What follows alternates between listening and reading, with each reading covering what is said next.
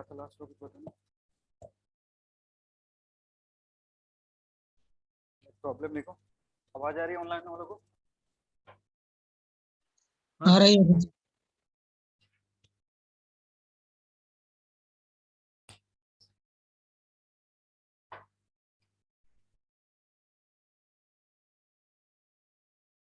कितना volume of है?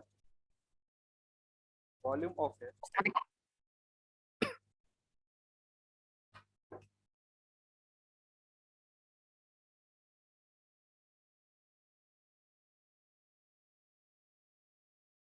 Changes 0.12%।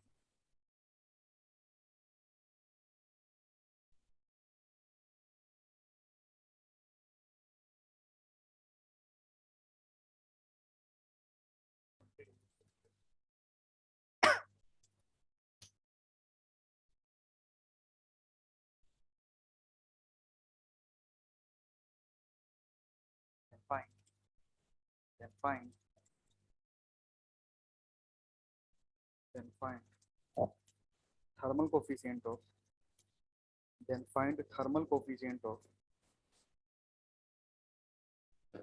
thermal coefficient of linear expansion.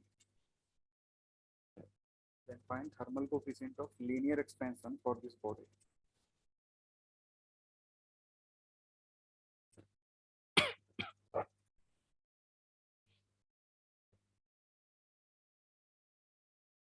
Then find thermal coefficient of linear expansion for this body.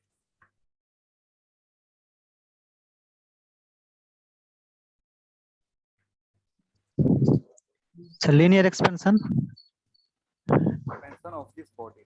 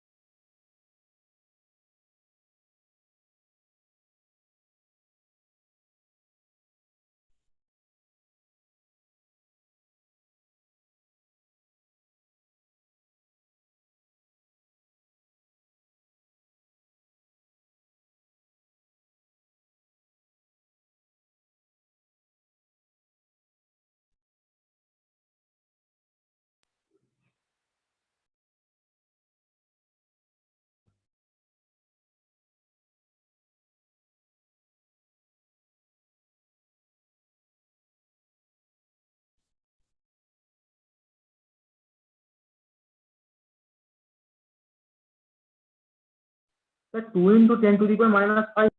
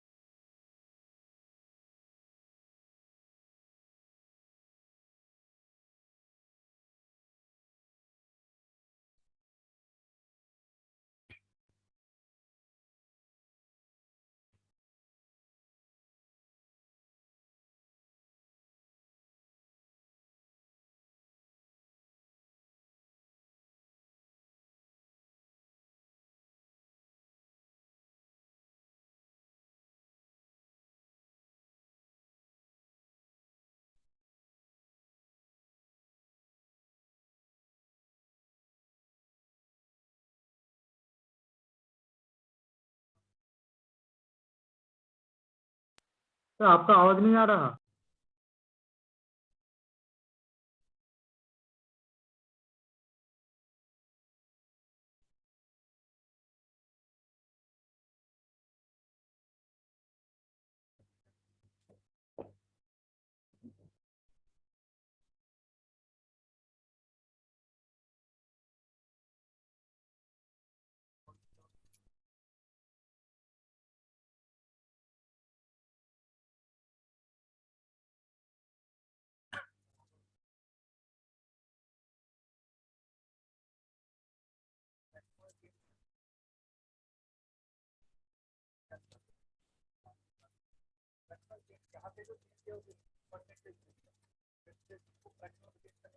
Sir आपका आवाज नहीं आ रहा है। क्या करे आवाज? बाकी लोगों को आ रहा है नहीं सर। तो बोल कैसे रहे?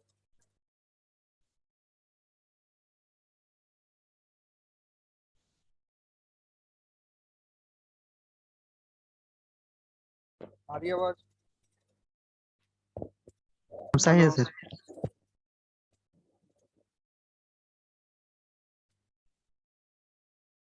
चेंज को जो परसेंटेज दिया उसमें डिवाइड कर दो 100 से, ये क्या दे देगा तुमको? Fractional change. इनको डेल्टा टी कितना दिया होगा? यहाँ से क्या निकलता है? गामा जो होगा 0.06 डिवाइडेड बाई 100 लिख सकते हो। तो और सिंप्लीफाई कर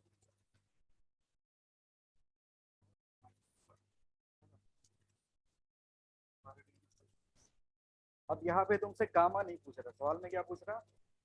अल्फा पूछ रहा। और अल्फा क्या होता है? अल्फा होगा गामा बाई 2।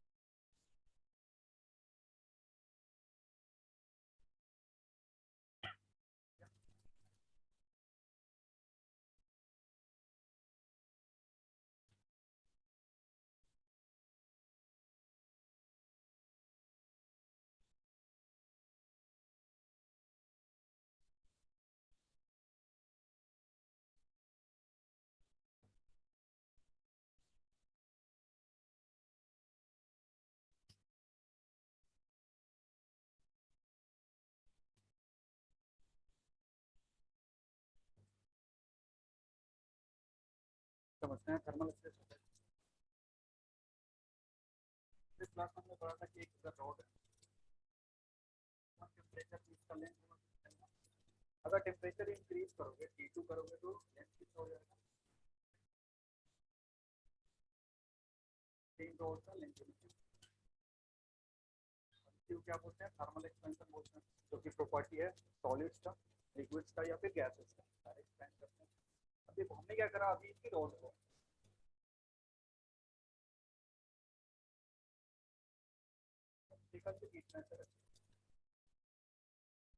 ये बॉल है और एक इधर बॉल है, दोनों बॉल के बीच में क्या ये रॉड है। अभी टेम्परेचर कितना है? T1। हमने क्या करा, टेम्परेचर को इंक्रीज करके फिर T2 ले, टेम्परेचर को इंक्रीज करके क्या कर दिया? T2 कर दिया। इसके लेंथ में चेंज होगा। सर आवाज नहीं आ रही। आवाज बीच बीच में क्यों गायब हो रहा है?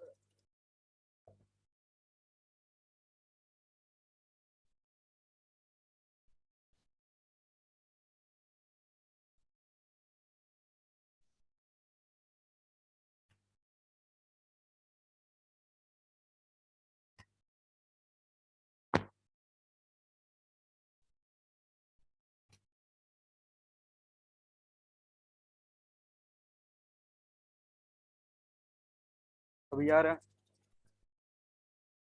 सुनाई दे रहा है कुछ? हाँ सर। कुछ नहीं करते हैं, इसे हिला उला देते हैं फिर आने लगते हैं।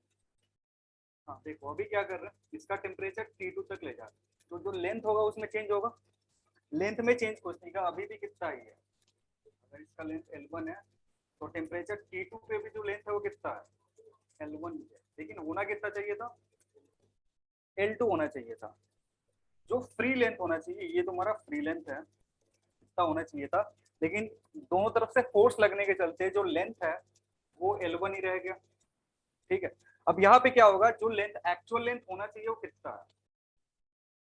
एक्चुअल लेंथ ये होना चाहिए था, L2। लेकिन इस ऑब्स्ट्रक्शन के चलते दोनों तरफ ऑब्स्ट्रक्शन लगा के रखे, वॉल लगा कर रखे, उसके चलते लेंथ कितना होगा?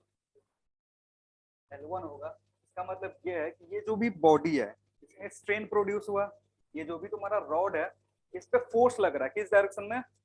अपोजिट डायरेक्शन में कंप्रेशन हो रहा है, और उस कंप्रेशन के चलते इसका जो लेंथ है L2 होना चाहिए, लेकिन हो कितना रहा है? L1 हो रहा है। और L2 का वैल्यू हमने पढ़ा था, L2 क्या होता है? L2 can be written as L1 1 plus alpha, delta T direct लिख सकते हैं।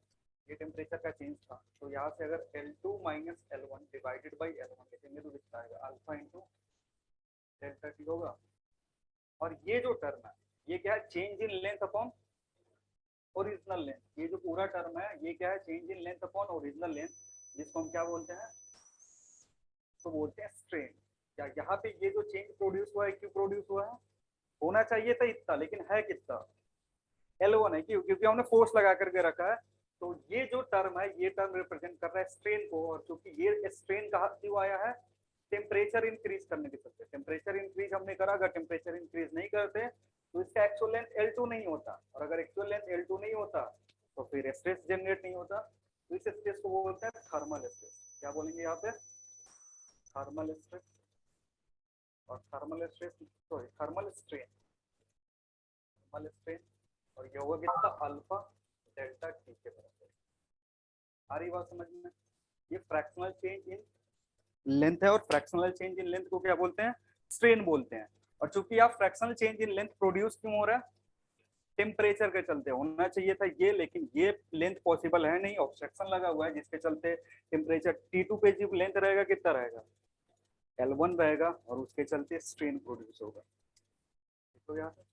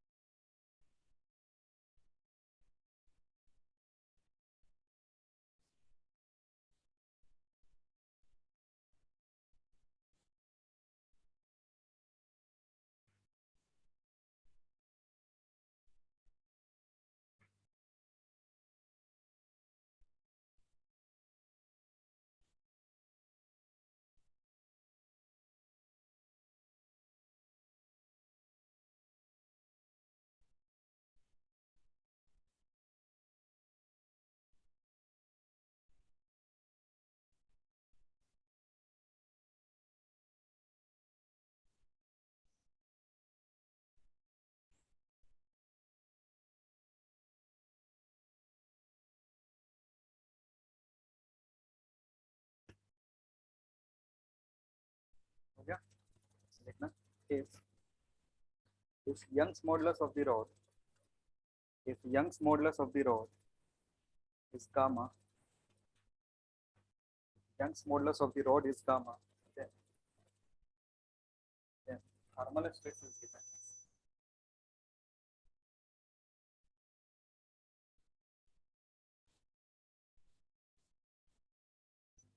This is given.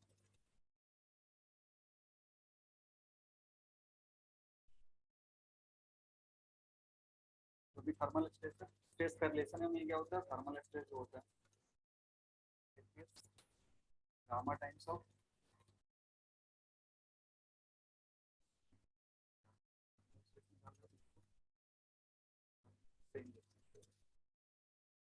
यहाँ पे जो थर्मल स्ट्रेस होगा gamma into alpha sigma T से रिप्रेजेंट कर सकते हो, जहाँ टी क्या दिखा रहा है? थर्मल स्ट्रेन दिखा रहा है।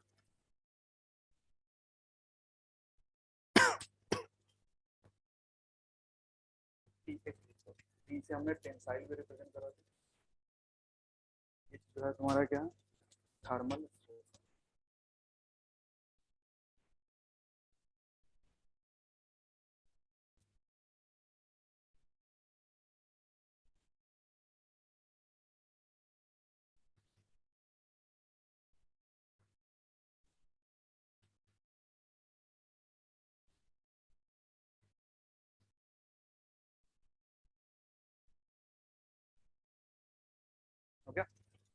अब इसको फोर्स से अगर कंपैरिजन करें, देखो इस केस में होना क्या चाहिए था, लेंथ होना चाहिए था L2, टेम्परेचर T2 पे लेंथ क्या होना चाहिए था, L2, लेकिन लेंथ है कितना, L1 है।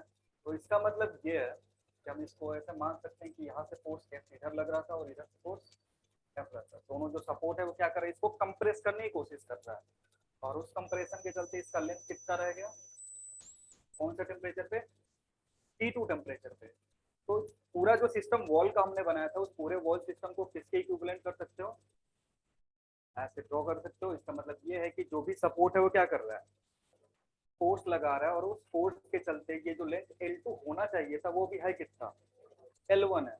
अगर बोला जाए तुमसे फाइंड द फोर्स या find the reaction applied by the wall, तो क्या लिखोगे यहाँ पे, तो फोर्स अगर F निकालना चाहते हो, F होता क्या है, सिग्मा इनटू एरिया। एरिया क्या है तुम्हारा, क्रॉस सेक्शन एरिया, क्योंकि यहाँ पे जो फोर्स है वो क्या है, नॉर्मल है। तो एक तरीके से अगर इसको लिखना चाहोगे तो this can be written as gamma A alpha delta T. ये तुमको क्या दे देगा, force acting on the body by the support. ठीक है, ऐसा फोर्स है तुम्हारा, force acting on the body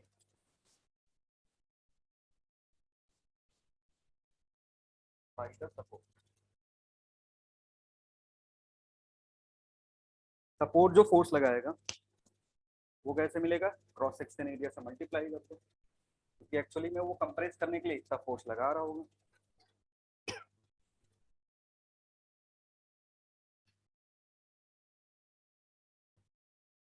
और इसको ऐसे भी बोल सकते हैं, equivalent force required to produce same thermal stress.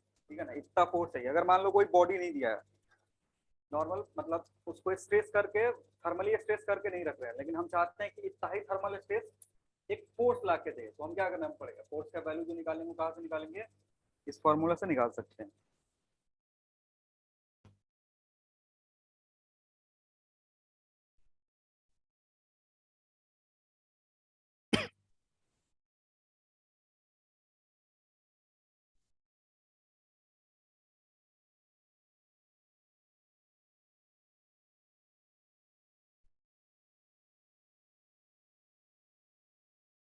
हो गया, देखो एक प्रॉब्लम,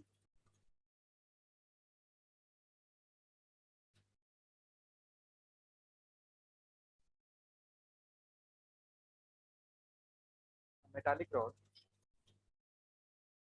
क्वेश्चन है ये, अ metallic rod having linear coefficient of expansion, a metallic rod having linear coefficient of expansion, linear coefficient of expansion 20 into 10 raised to power minus 6 per degree Celsius, 20 into 10 raised to power minus 6 degree Celsius is kept on horizontal table, kept on a horizontal table, undergoes a temperature change of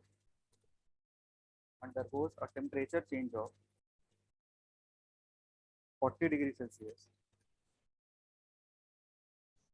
40 degrees Celsius, then find thermal strain produced, in the rod, then find thermal strain produced in the rod.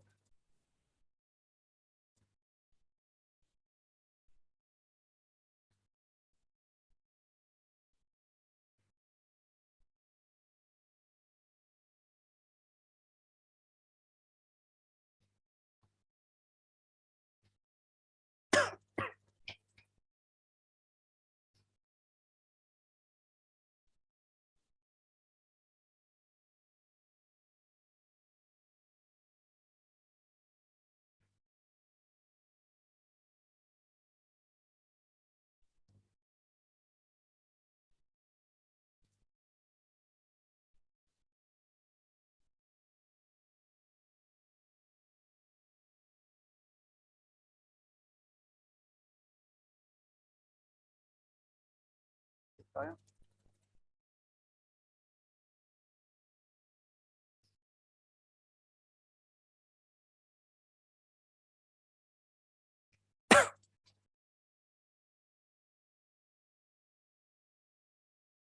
Answer कितना है इसका?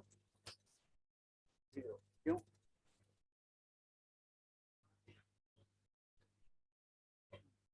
Table पे रखा हुआ है, कोई force नहीं लग रहा है।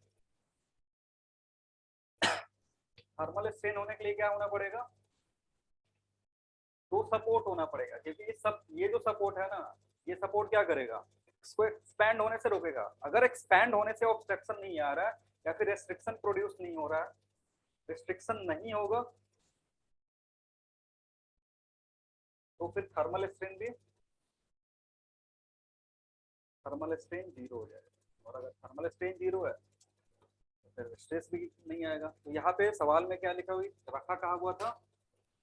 हॉरिजॉन्टल टेबल पे। और अगर टेबल पे रखा हुआ है तो क्या ये टेबल इसके एक्सपेंशन को रोक सकता है?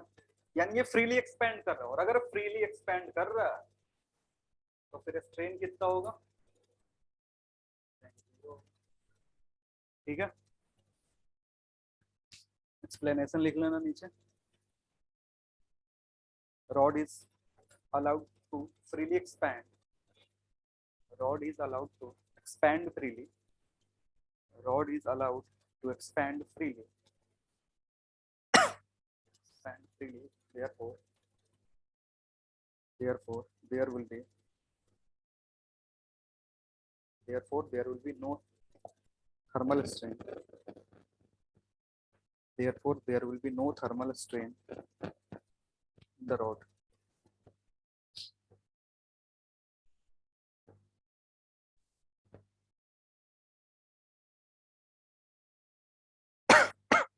ठीक है, और क्वेश्चन लिखना। A steel rod of length 50 centimeter. A steel rod of length 50 centimeter.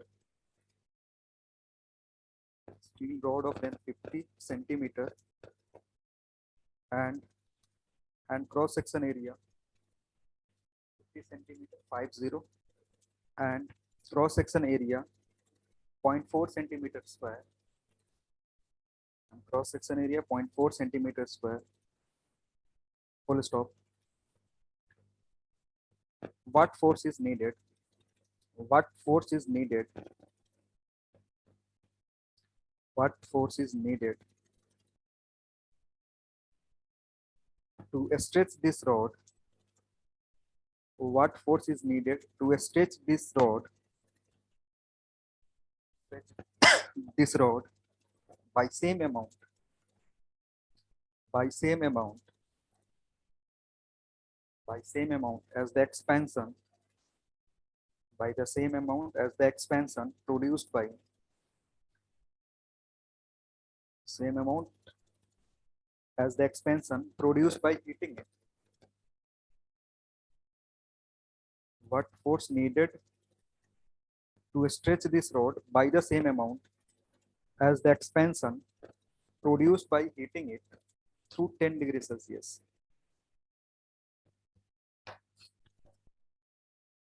Alpha दिया हुआ 10 to the power gamma divided 2 into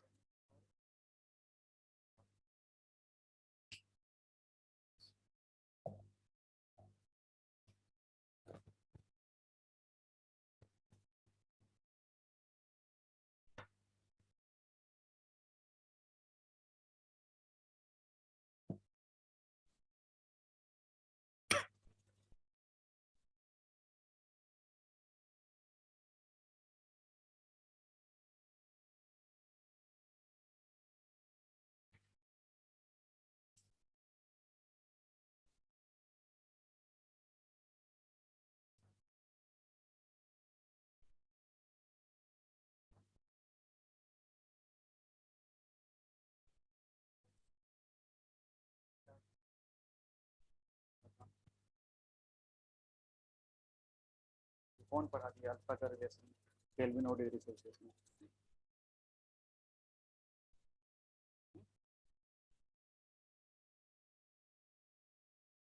इसका अगर डिग्री सेल्सियस में रखते तो क्या फर्क पड़ता, कुछ चेंज होता? अरे बोलो तो चेंज होगा, तो फिर क्या पूछ रहे हो?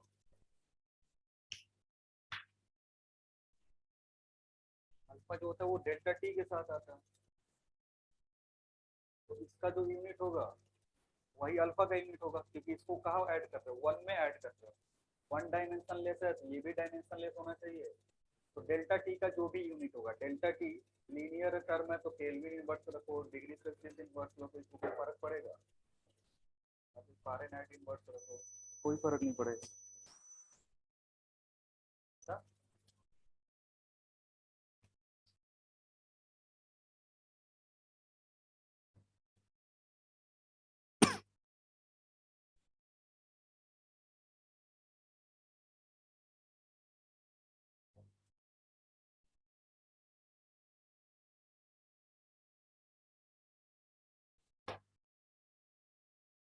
कितना है?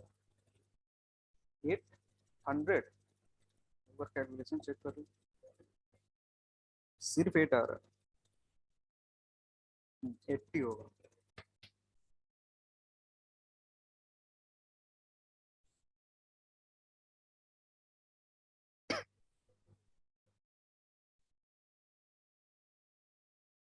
एट्टी होगा या 800? गलती क्या होगी?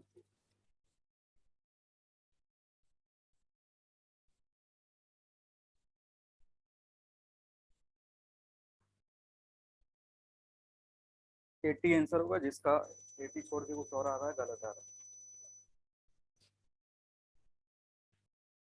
अब देखो इसमें पूछ क्या रहा है ना, फोर्स पूछ रहा है। जैसे कह रहा है कि एक बॉडी है, इसको हीट कर रहे हैं T1 से T2 से, तो इसका लेंथ इंक्रीज होगा कुछ। अब वही काम किससे करवाना है? फोर्स अप्लाई करवाए करवाना है। ये जो सेम प्रोसेस है इसको कैसे करवाना है? फोर्स अप्लाई करवाए करवाना है। तो जो थर्मल स्ट्रेन, अगर इसको ब्लॉक करके रखते तो यहाँ पे थर्मल स्ट्रेन प्रोड्यूस होता, वही काम ये क्या करेगा, इस फोर्स के चलते थर्मल स्ट्रेन प्रोड्यूस होगा। तो जो फॉर्मूला था हमारे पास, F इज इक्वल टू क्या था, गामा अल्फा ए डेल्टा टी, ये सीधे यूज करो, बस काम खत्म।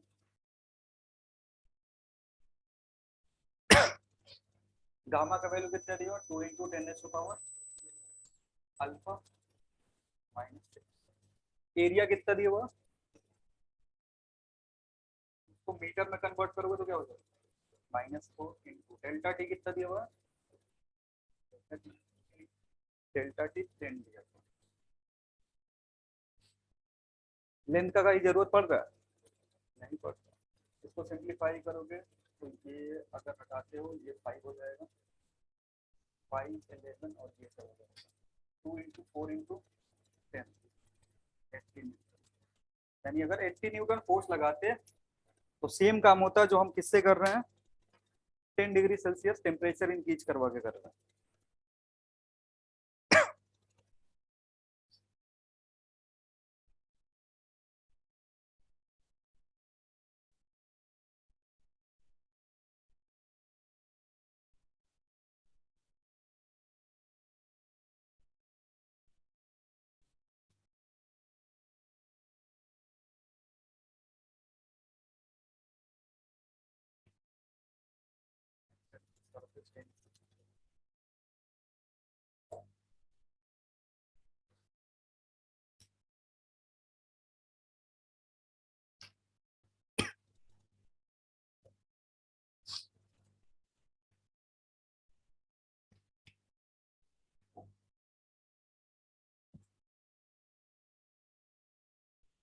सरफेस टेंशन किसका प्रॉपर्टी होता है,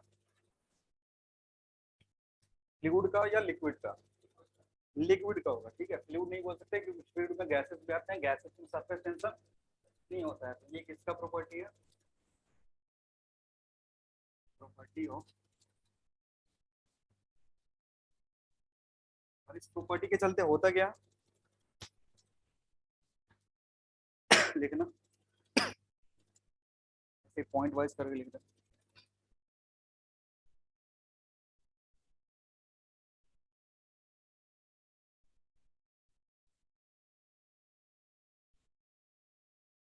is a property of liquids.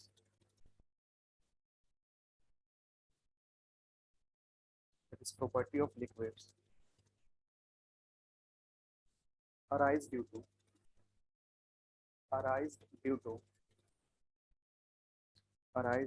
unbalanced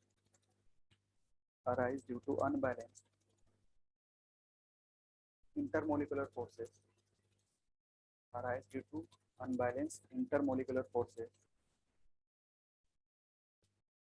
on the molecules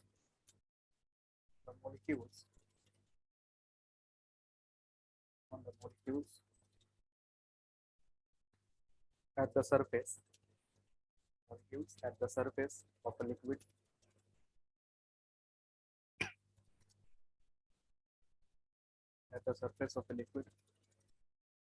इसमें होता क्या है कि जो भी सरफेस पे मॉलिक्यूल्स होते हैं उस पे जो फोर्स लगता है इंटरमोलिकुलर फोर्स वो बैलेंस नहीं होता है, जिसके चलते कंडीशन प्रोड्यूस होता है और उस कंडीशन में एक स्ट्रेस्ड मेम्ब्रेन की तरह ये सरफेस काम करता है।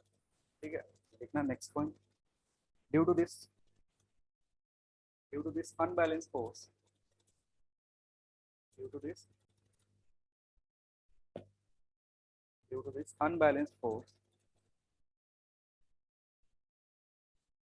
surface of the liquid act as due to this unbalanced force surface of the liquid act as a stressed membrane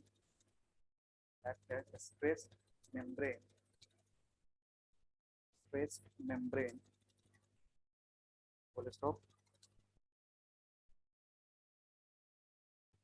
next point, जो सरफेस टेंशन का डेफिनेशन है वो एक इमेजिनरी डेफिनेशन दिया गया है कि मान लो ये तुम्हारा सरफेस है लिक्विड का, ठीक है, ये काम कैसे कर रहा है, एक स्ट्रेस्ड मेम्ब्रेन की तरह काम कर रहा है। जैसे कोई भी बलून लेते हैं, बलून को अगर चारों तरफ से ऐसे स्ट्रेच करके रखते हैं बाहर की तरफ, ठीक है, और एक लाइन खींचोगे तो ये जो लाइन होगा इस पे क्या होगा, फोर्स लगेगा बाहर की तरफ, क्या हो रहा, और वो टाइम के साथ क्या होगा, जो लाइन है जो तुमने लेंथ मारा है वो क्या होगा, धीरे धीरे इंक्रीज होते जाएगा।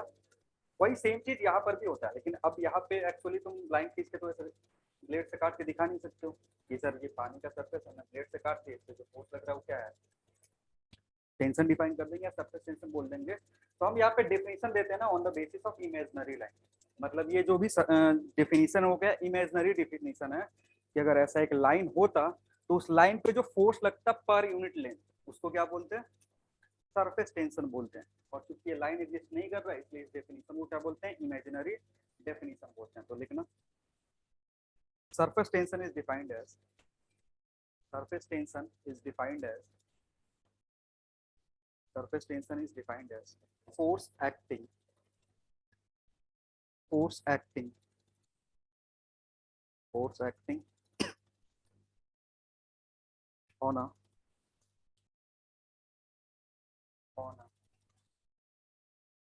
force acting on a imaginary line drawn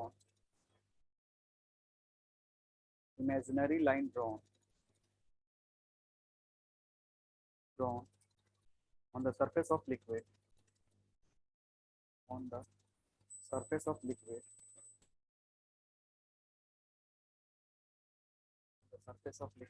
for unit length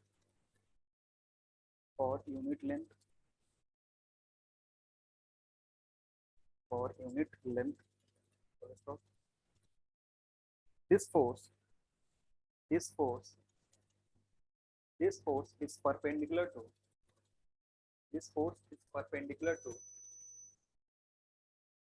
force is perpendicular to the line drawn। ये जो फोर्स होगा क्या होगा, लाइन पे परपेंडिकुलर होगा, ठीक है। Next point, if net force acting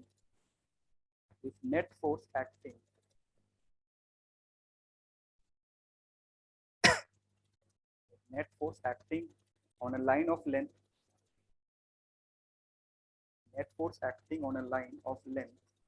L is capital F is capital F, then surface tension is given as F. Line है L, उस पर नेट फोर्स कितना लग रहा है? F लग रहा है, कैपिटल F लग रहा है, then surface tension is given as T equals to F by T क्या है तुम्हारा? Surface tension.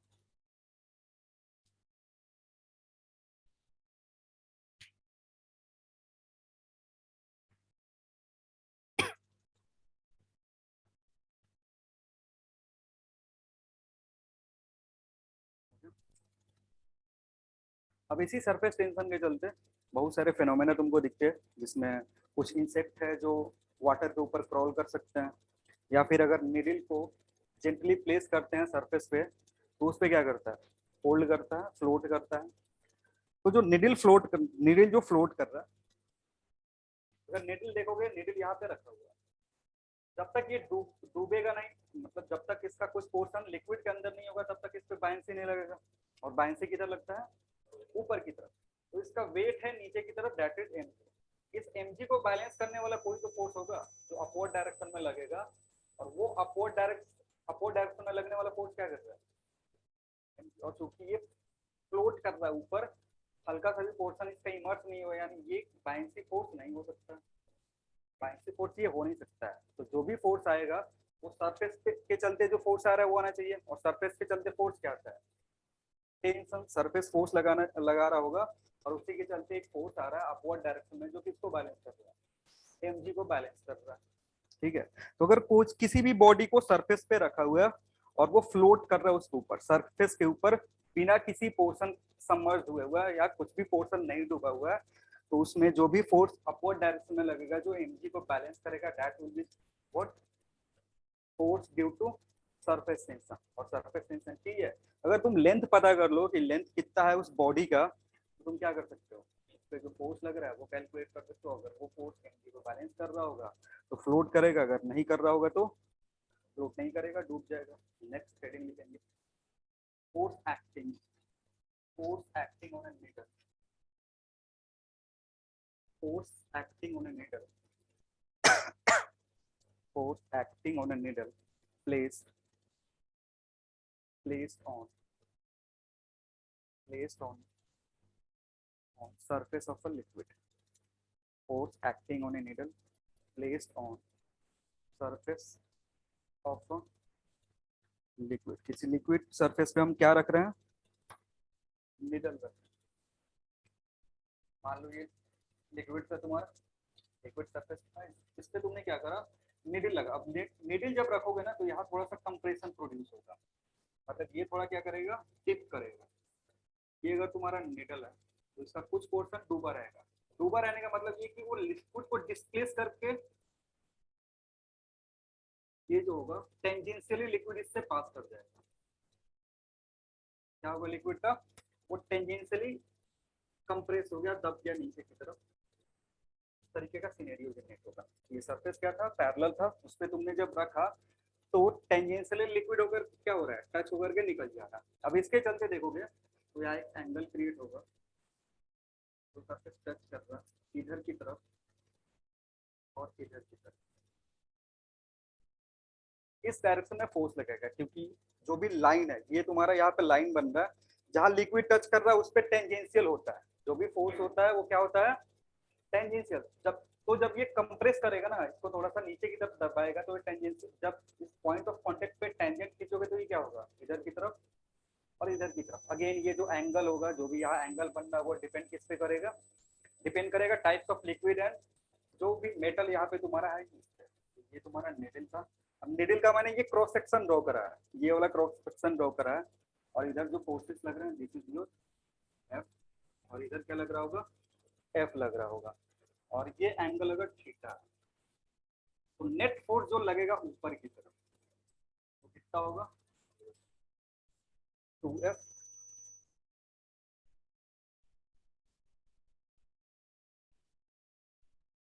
sin theta. ठीक है, और ये जो 2F sin थीटा है ये किसको बैलेंस करेगा?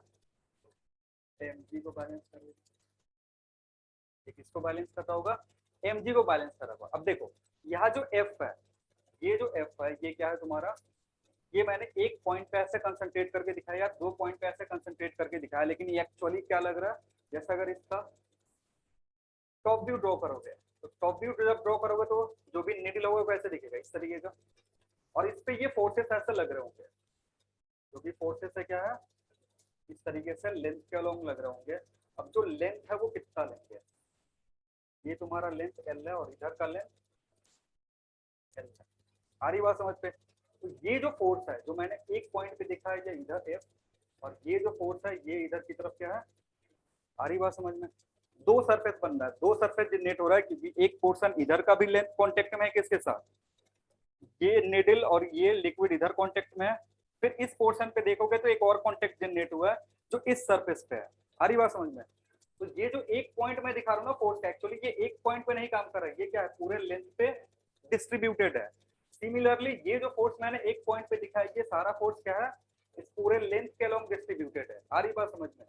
तो अगर यहाँ से टेंशन निकालना चाहोगे तो इस एफ को किससे रिप्लेस कर सकते हो, टेंशन के फॉर्म में लिखते हैं।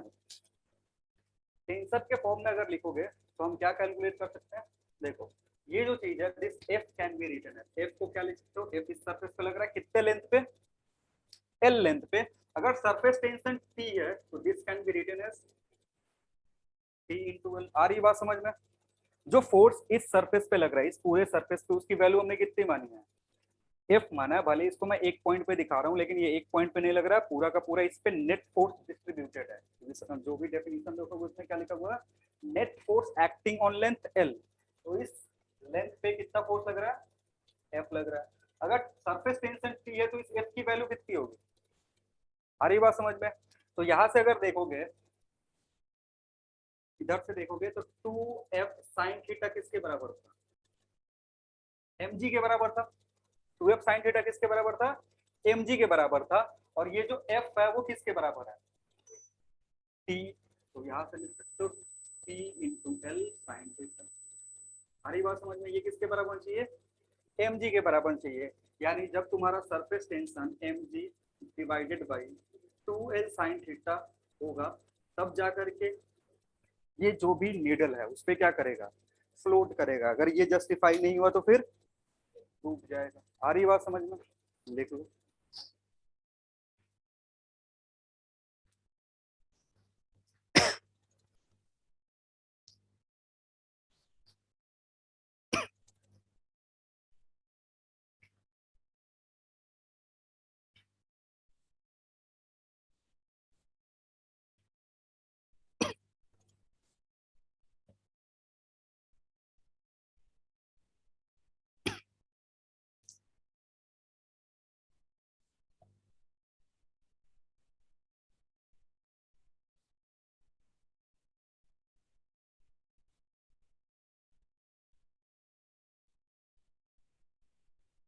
हो गया? क्वेश्चन लिखेंगे इसके बेसिस पे, जल्दी जल्दी कर।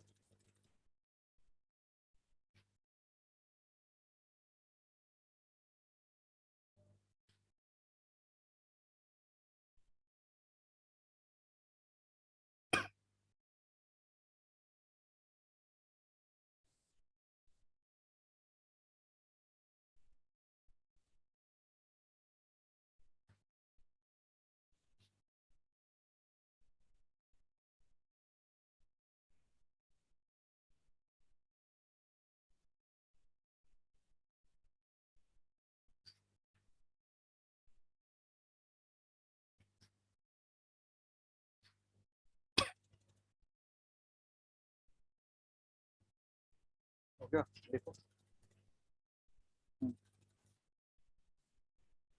Square frame, square frame, square frame and and and square plate, square frame and square plate, square plate of same side A, of same side A are kept on the surface of are kept on the surface of kept on surface of on the surface of a liquid are kept on the surface of a liquid of surface tension capital T, surface tension capital T, then find net force, then find net force acting on the frame and plate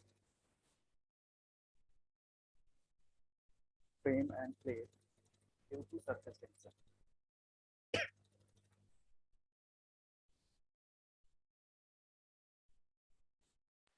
The frame and plate Due to surface tension.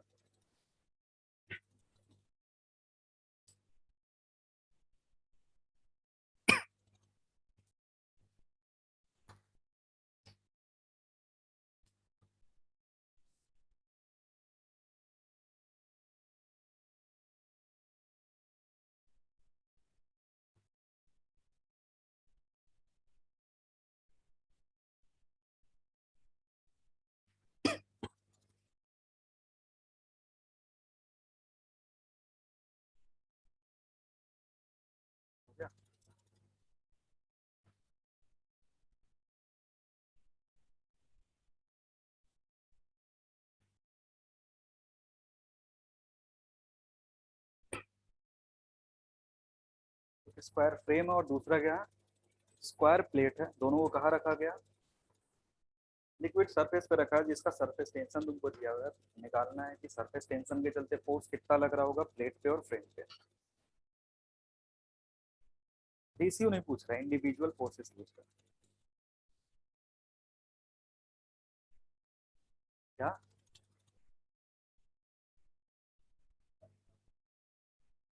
पूछ रहे हो, बता रहे हो, तो उसको copy पे apply करो।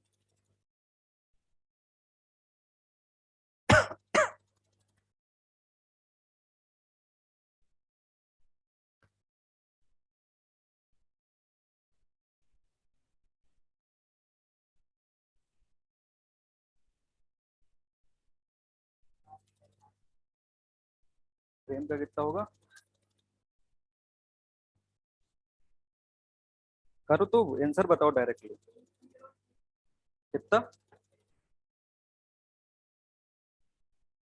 ए कहा कि तुमने ए छोड़ दिया, साइड लेंथ दिया हुआ ना, ए छोड़ दिया।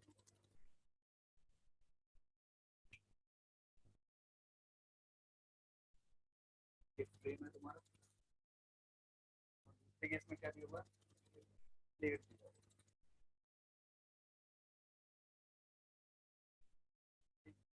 अब देखो जो भी सरफेस टेंशन का फॉर्मूला आता है, सरफेस टेंशन में जो लेंथ आता है ना, दैट लेंथ इज आल्सो मैंने वेटिंग लेंथ। वेटिंग लेंथ का मतलब है जैसे हमने निडल रखा था, तो ये लेंथ पानी के साथ कांटेक्ट में था, या जो लिक्विड रखा था उसके साथ कांटेक्ट में था, और ये भी लेंथ क्या था, कांटेक्ट में था। यानी दोनों लेंथ पे क्या लग रहा होगा, फोर्स लगेगा सरफेस टेंशन के चलते। वैसे अगर इस फ्रेम के लिए देखो ना, फ्रेम के अगर ये फ्रेम देखोगे, ये एक लाइन है फ्रेम के लिए, ये क्या बनाएगा तुम्हारा, एक लाइन बनाएगा जिसमें इधर भी लिक्विड होगा और इस साइड भी लिक्विड होगा और इधर भी लिक्विड। फ्रेम के लिए क्या होगा, इधर भी लिक्विड, इधर भी लिक्विड, इधर भी लिक्विड और इधर की तरफ भी लिक्विड है। तो अगर ये लेंथ एल है, तो इस पे अगर तुम फोर्स निकालोगे, नेट फोर्स अगर इस लेंथ पे निकालते हो, तो it will be 2 into TL. क्यों, क्योंकि इसके पास अगेन अगर ऊपर से देखोगे, अगर इसका थोड़ा सा थिकनेस होता तो ऐसा दिखता, जूम करके थोड़ा सा देखेंगे तो ऐसा थिकनेस है। तो ये भी लेंथ लिक्विड से भीगा हुआ है और ये भी लेंथ क्या हुआ है, लिक्विड से भीगा हुआ है, जिसको वेटेड लेंथ या वेटिंग लेंथ बोलते हैं। यानी एक एक ये जो साइड है इसके लिए लेंथ जो है वो कितना आएगा, 2 इंटू एल, और 3 से मल्टीप्लाई कर दोगे तो क्या आएगा। अब ऐसा कितना और साइड्स है, तो नेट फोर्स जब निकालोगे तो net force will be 4 into F, यानी ये हो जाएगा 8 इंटू लेंथ की जगह क्या है, ए दिया हुआ। समझ में आ रहा है बात।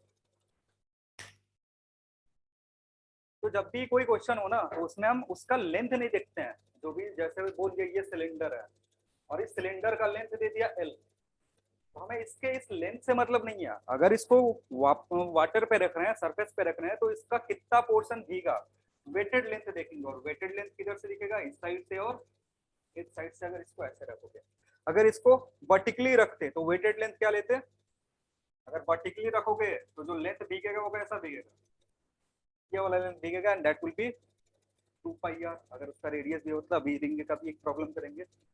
तो इसलिए इस केस में, जो फ्रेम के केस में नेट फोर्स लगेगा वो कितना लगेगा, 8 Pa। और यहाँ इस केस में देखोगे तो इधर तुम्हारा क्या सॉलिड है। दूसरे वाले केस में, प्लेट के केस में, इस पोर्शन में अगर इस पार्ट में देखोगे तो क्या लिक्विड है या सॉलिड है, सॉलिड है। लिक्विड बस किधर प्रेजेंट है, इधर, इधर और इधर। तो इधर जो वेटेड लेंथ होगा ये लेंथ, इसके लिए जो वेटेड लेंथ है ये लेंथ, और इसके लिए जो वेटेड लेंथ है ये। यानी यहाँ जो नेट फोर्सेस लग रहे होंगे इन चारों पे लगेंगे। तो अगर एक पे कैलकुलेट कर रहे हो और उसको 4 से मल्टीप्लाई करोगे तो क्या मिलेगा, टोटल मिल जाएगा। तो एक पे कैलकुलेट करोगे it will B T into L. T, यहाँ पे जो नेट फोर्स लग रहा होगा फोर्स इस पे डिस्ट्रीब्यूटेड होगा, वो फोर्स कैसे निकलेगा, इधर सरफेस टेंशन लिक्विड का, और ये जो लेंथ है वेटेड लेंथ है वो, लेकिन प्लेट है इसको मल्टीप्लाई करेंगे 4 से, 4 इंटू टी, लेंथ की जगह कितना दिया हुआ है, 8 दिया हुआ है, तो इसमें 4 Pa। आ रहा है बात समझ में।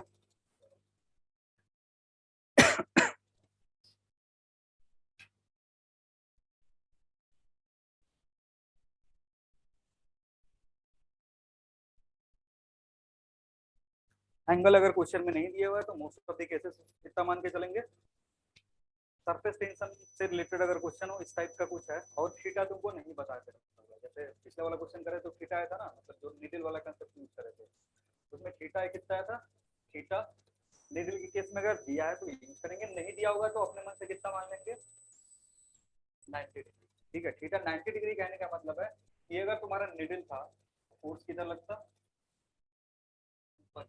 इधर की तरफ लगता, एंड लिक्विड ऐसा कोई कर्वेचर जनरेट नहीं करता, बस ऐसा सरफेस बनता और यहाँ पे टेंजेंट डालते, इधर की तरफ फोर्स और इधर की तरफ फोर्स लगता। और इस केस में अगर एंगल देखोगे तो कितना है, 90 डिग्री। तो स्टैंडर्ड ये है कि अगर क्वेश्चन में कुछ नहीं गिवन है तो हम उसको क्या मान कर करेंगे, 90 डिग्री मान करके कर लेंगे, फिर थीटा नहीं ढूंढने का। लेकिन थीटा दे दिया तो फिर क्या करना पड़ेगा, थीटा यूज करना पड़ेगा। जैसे इस नीडल के केस में थीटा मान लो दे दिया कितना, 60 डिग्री, 60 डिग्री पुट करेंगे, फिर उसके अकॉर्डिंग कैलकुलेट करेंगे। ठीक है, और 60 degree most of the cases ये जो चीज है ना, वो कितना वेट, कितना सरफेस टेंशन चाहिए या कितना वेट चाहिए वो कैलकुलेट करने के लिए होता है। एंगल का जरूरत फोर्स और टी निकालने के लिए नहीं होता है।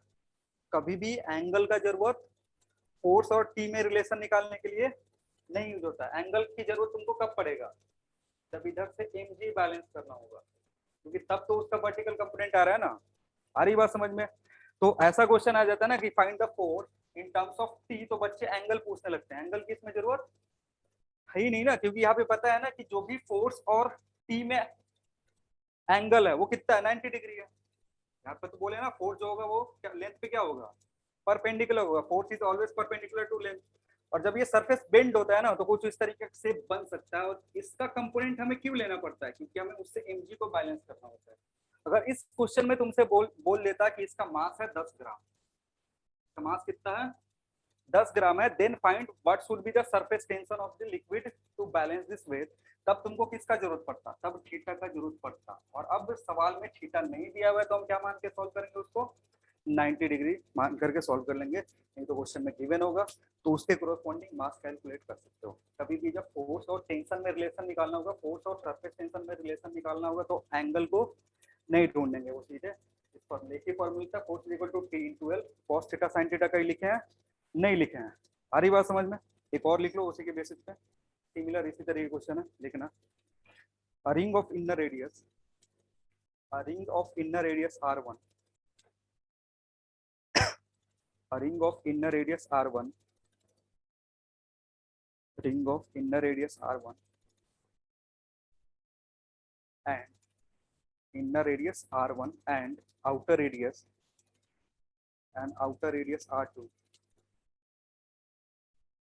is placed is placed is placed on a liquid is placed on liquid of surface tension T.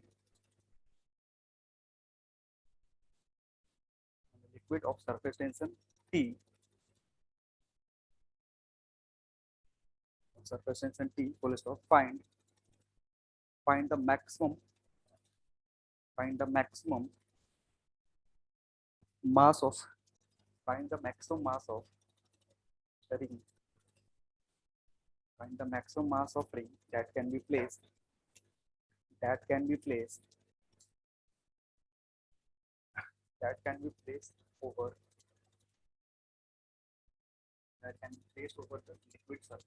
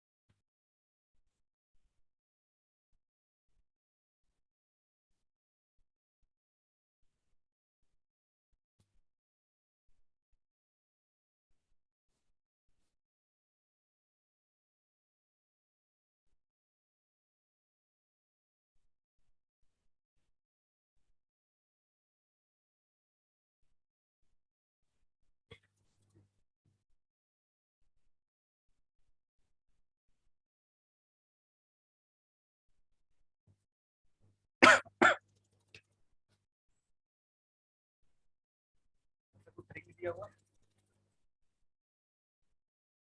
Inner radius कितना r1 आउटर रेडियस कितना है 8।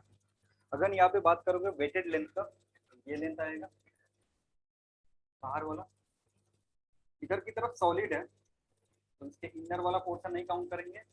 अगेन इधर जो देखोगे यहाँ पे लिक्विड होगा तो लिक्विड होगा तो यहाँ पर भी ये वेटेड लेंथ होगा।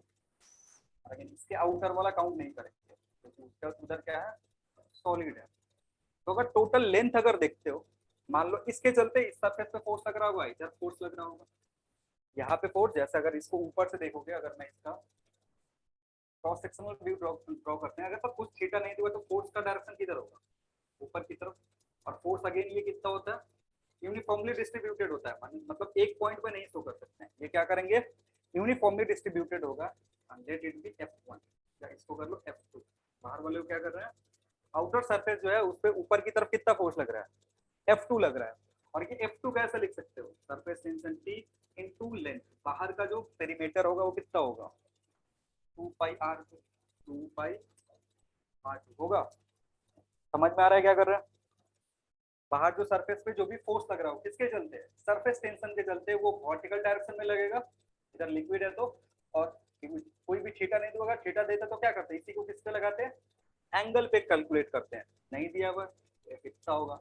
सिमिलरली इन साइड वाले के लिए अगर ड्रॉ करोगे तो इन साइड वाले पे भी जो फोर्स लगेगा किधर लगेगा ऊपर की तरफ और ऊपर की तरफ जो फोर्स लग रहा है लेट इट बी F1 जो होगा it will B surface tension T into length कितना है 2 पाई r1 यानी F नेट अगर कैलकुलेट करोगे तो F नेट कितना होगा F1 plus F2 value put करोगे तो T और 2 कॉमन आ जाएगा क्या बचेगा अंदर या पाई भी कॉमन आ जाएगा तो 2 पाई T r1 प्लस r2। अब अपवर्ड डायरेक्शन में यही एक फोर्स लग रहा है ये फोर्स किसको बैलेंस करेगा एंड F नेट जो होना चाहिए वो किसके बराबर चाहिए mg के बराबर चाहिए तो m क्या होगा F नेट अपॉन g तो 2 पाई t into r1 plus r2 divided by ये तुम्हारा मास है।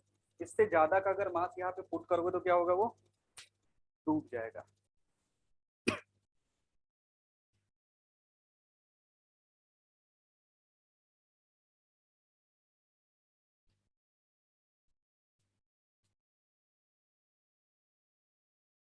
हमारा 4 क्यों आ रहा था?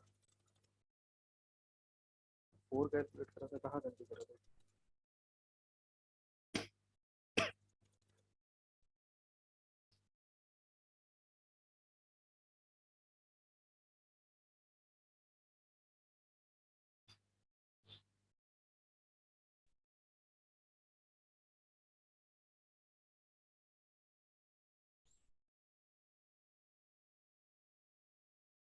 हो गया?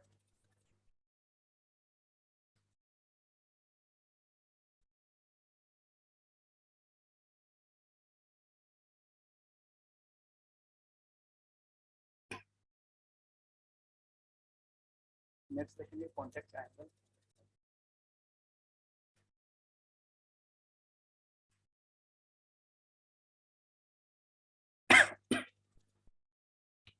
कॉन्टेक्ट एंगल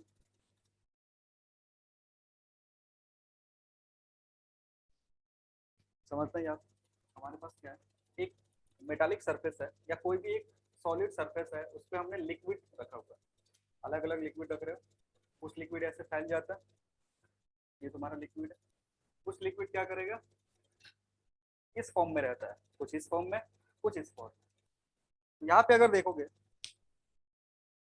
तो एंगल बन रहा है, यहाँ पे एंगल बन रहा है कुछ इस तरीके का। अगर यहाँ पे टेंजेंट डालोगे, point of contact of this surface, ये तुम्हारा सॉलिड सरफेस है, ये लिक्विड सरफेस है, यहाँ पे अगर एक टेंजेंट डाले इस डायरेक्शन, ये एंगल जो है, this angle is what, theta C. वैसे अगर इस केस में देखोगे, अगर यहाँ पे टेंजेंट डालोगे क्या होगा तुम्हारा, ये लाइन बनेगा और ये एंगल जो होगा, सारी बात समझ में। इस केस में अगर थीटा सी देखोगे लेस देन 90 डिग्री, इस केस में जो थीटा सी है it is greater than 90 degree. अब ये जो कॉन्टेक्ट एंगल है ना, ये डिसाइड करता है कि दो तुम्हारे पास अगर लिक्विड और सॉलिड पेयर है तो उसमें एडेशन ज्यादा होगा, कोहेशन ज्यादा होगा, उस तरीके का कॉम्बिनेशन। अब जब भी इस तरीके का आता है, जब theta C is less than 90 degree, तो ऐसे केस में एडेशन ज्यादा होता है, कोहेशन क्या होता है, एडेशन कोहेशन पढ़े हो ना केमिस्ट्री में हल्का फुल्का, एकदम ही नहीं पढ़े हो। एडेशन क्या होता है,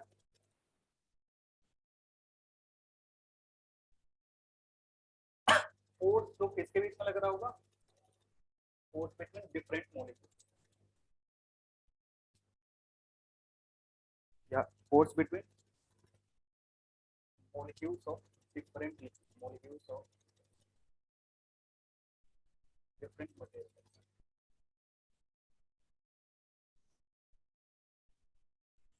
और कोहेशन क्या होता है, और इसी एडेशन वर्ड से एडेसिव बना है। जो एडेसिव हम यूज करते हैं, गम यूज करते हैं चिपकाने के लिए, वो कहाँ से बना है, एडेशन के लिए। जब दो बॉडी चिपकाते हो तो उसके बीच में गम रखते हो, ये जो गम है ये एक तीसरा पार्टिकल, जैसे ये सरफेस से चिपकाना था तो यहाँ गम इससे चिपका होगा, और ये गम कहाँ से चिपका होगा, दूसरे नीचे वाले सरफेस से चिपका होगा। या जो बॉन्डिंग बन रहा है वो किस किस टाइप के बॉन्डिंग बन रहा है, डिफरेंट मटेरियल्स पे बन रहा है, इसको क्या बोलते हैं, एडेसिव। कोहेशन क्या होता है, force between molecules of same material.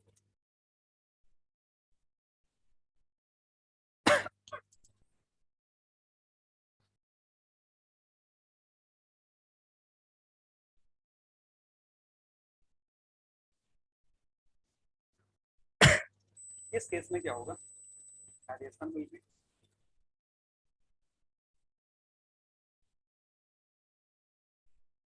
More than cohesion,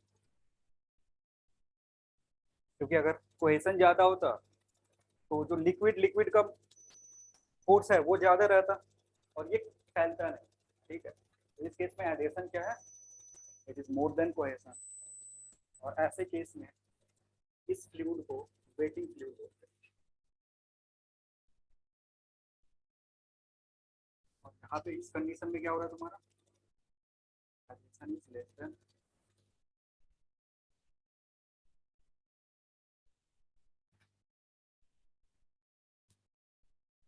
और इस फ्लूइड को क्या बोलेंगे, for this pair non waiting.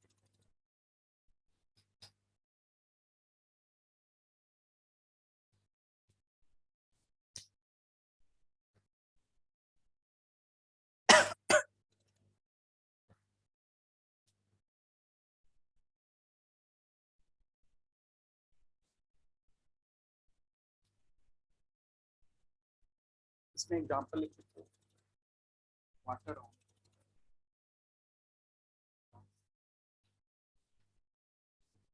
Water on,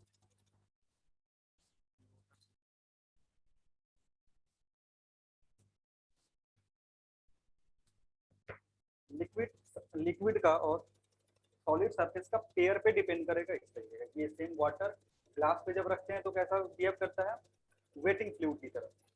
लेकिन अगर इसी वाटर को कहाँ रखे, लोटस लीफ पे रखोगे तो क्या करेगा, नॉन वेटिंग की तरह बिहेव करेगा, क्योंकि वहाँ जो एंगल बन रहा होगा 90 डिग्री से ज्यादा बनेगा। और क्यों, क्योंकि इस केस में वाटर मॉलिक्यूल का जो पोजीशन है, वाटर मॉलिक्यूल और लीफ का जो एटेशन है वो क्या है, कम है।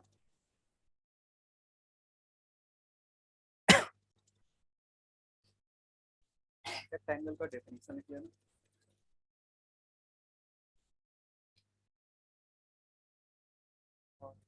नॉन वेटिंग फ्लूइड और वेटिंग फ्लूइड को कंटेनर में रखोगे। अगर तुम्हारे पास वेटिंग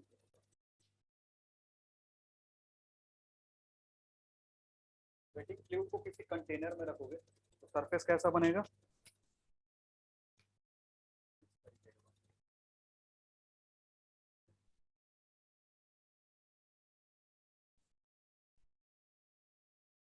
ये जो एंगल तुम्हारा बनेगा, ये वाला एंगल, ये क्या है तुम्हारा, ठीक है। एंगल हमेशा कैसे मेजर करते हैं, इस पॉइंट पे कांटेक्ट हो रहा है, उस कांटेक्ट पे क्या करते हैं, टेंजेंट डालते हैं। तो टेंजेंट यहाँ देखो कि अगेन थीटा सी क्या है, less than 90 degree.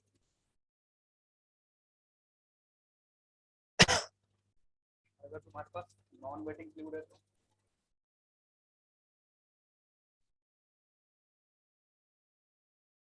Non waiting fluid के केस में सरफेस होगा,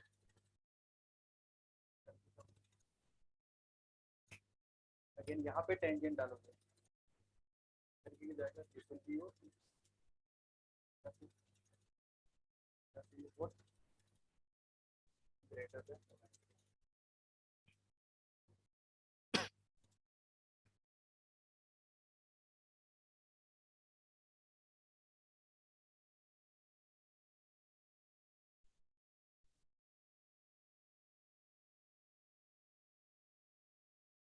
एक और केस होता है when adhesion is equal to, दोनों जो फोर्सेस लग रहे हैं वो क्या है, सेम। तो अगर इस केस में देखोगे तो सरफेस जो होगा वो कैसा होगा, फ्लैट होगा। थीटा सी यहाँ इस केस में कितना होगा,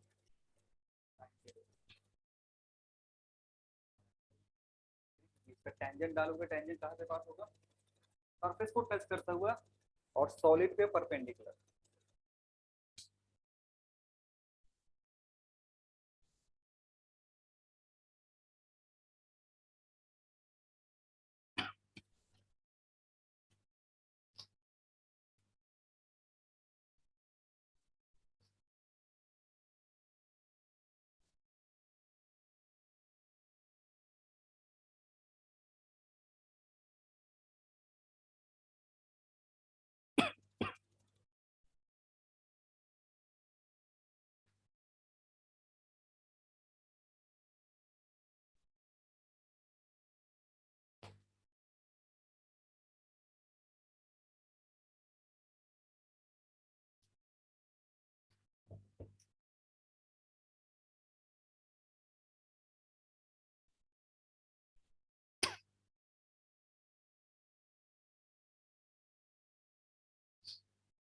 हो गया,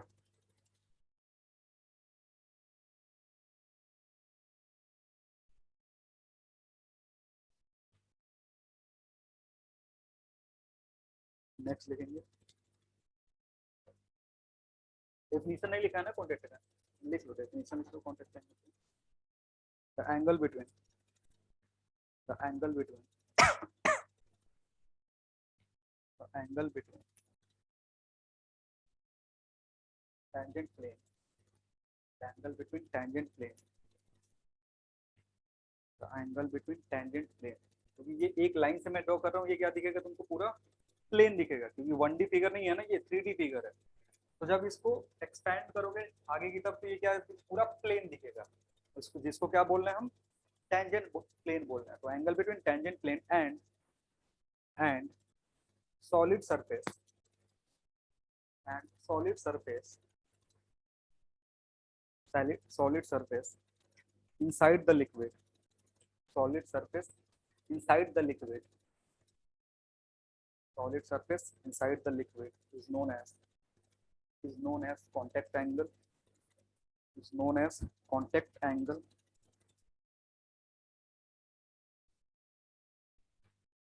is known as contact angle. अब जो इनसाइड द लिक्विड वाला पोर्शन है वो इंपॉर्टेंट क्यों है?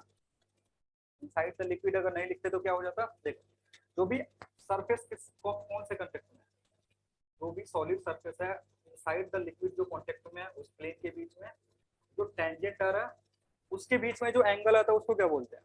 थीटा सी बोलते हैं, क्योंकि यहाँ एक एंगल और पॉसिबल है, ये भी तो एंगल हो सकता है ना, ये भी एंगल किसके बीच में है? सॉलिड सरफेस और टेंजेंट के बीच में, बट ये आउटसाइड द लिक्विड है। तो जब भी कांटेक्ट एंगल चेक करते हैं तो कहाँ कैसे चेक करते हैं? लिक्विड के अंदर घुस करके, लिक्विड के अंदर घुस के देखोगे तो ये सरफेस और ये टेंजेंट में जो एंगल बनेगा this will be known as what? Theta C. Similarly यहाँ पर भी देख लो, ये तुम्हारा सरफेस कहाँ है? लिक्विड के अंदर है, यहाँ पे टेंजेंट डाला, ये एंगल, सब जगह क्या है? वैसा ही है। जब भी इसका डेफिनेशन आएगा थोड़ा सा ध्यान से देख लेना, इनसाइड दिया हुआ है, आउटसाइड दिया हुआ है, कुछ नहीं दिया हुआ है। जो इंपॉर्टेंट है वो क्या है? इनसाइड से मेजर करते हैं, ठीक है ना? पलटना पीछे क्या लिखी? हाँ लिखना when adhesion is more than cohesion, when adhesion is more than cohesion, adhesion is more than cohesion, capillary rise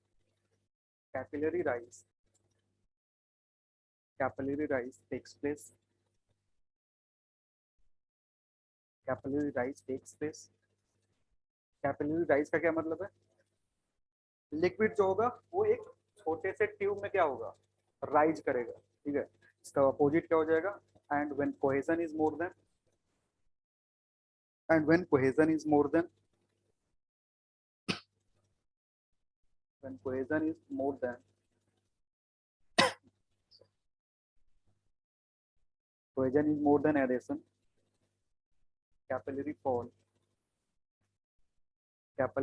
will take place, capillary fall will take place।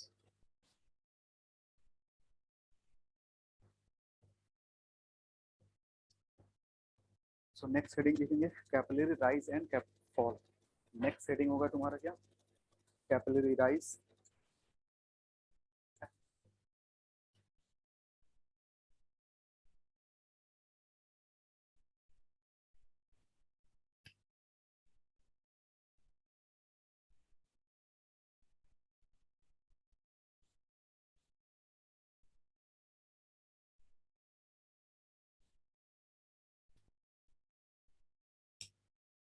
तो फॉल कब होगा, राइज कब होगा वो बता चुके हैं। जैसे क्या है, एक कंटेनर, इस कंटेनर में लिक्विड रखा हुआ है,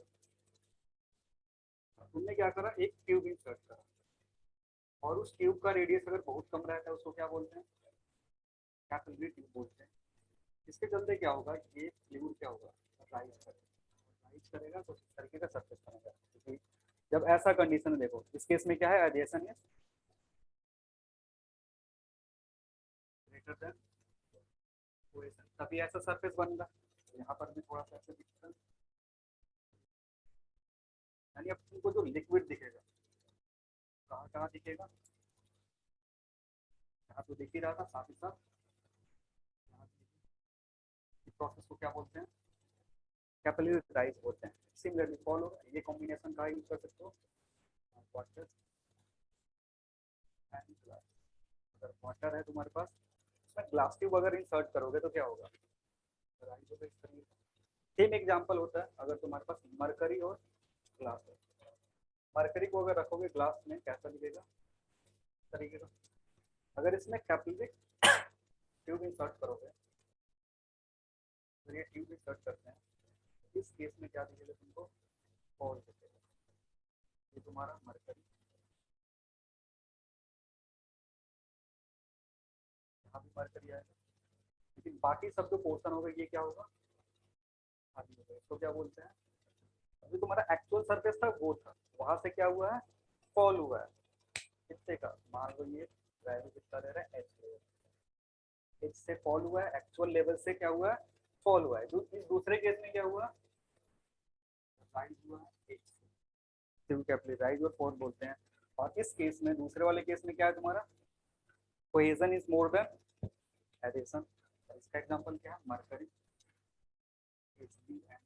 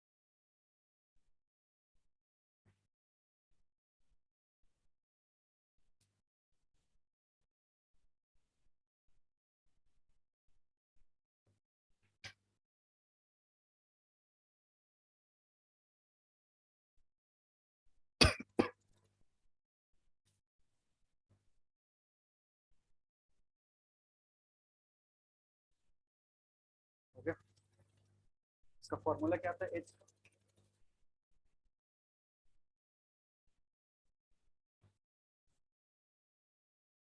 फॉर्मूला नहीं पता, फॉर्मूला होता है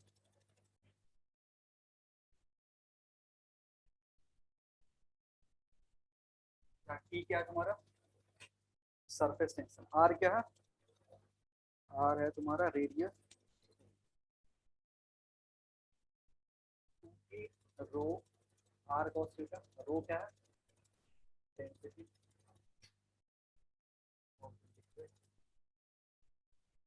ठीक है, आर जो है रेडियस ऑफ,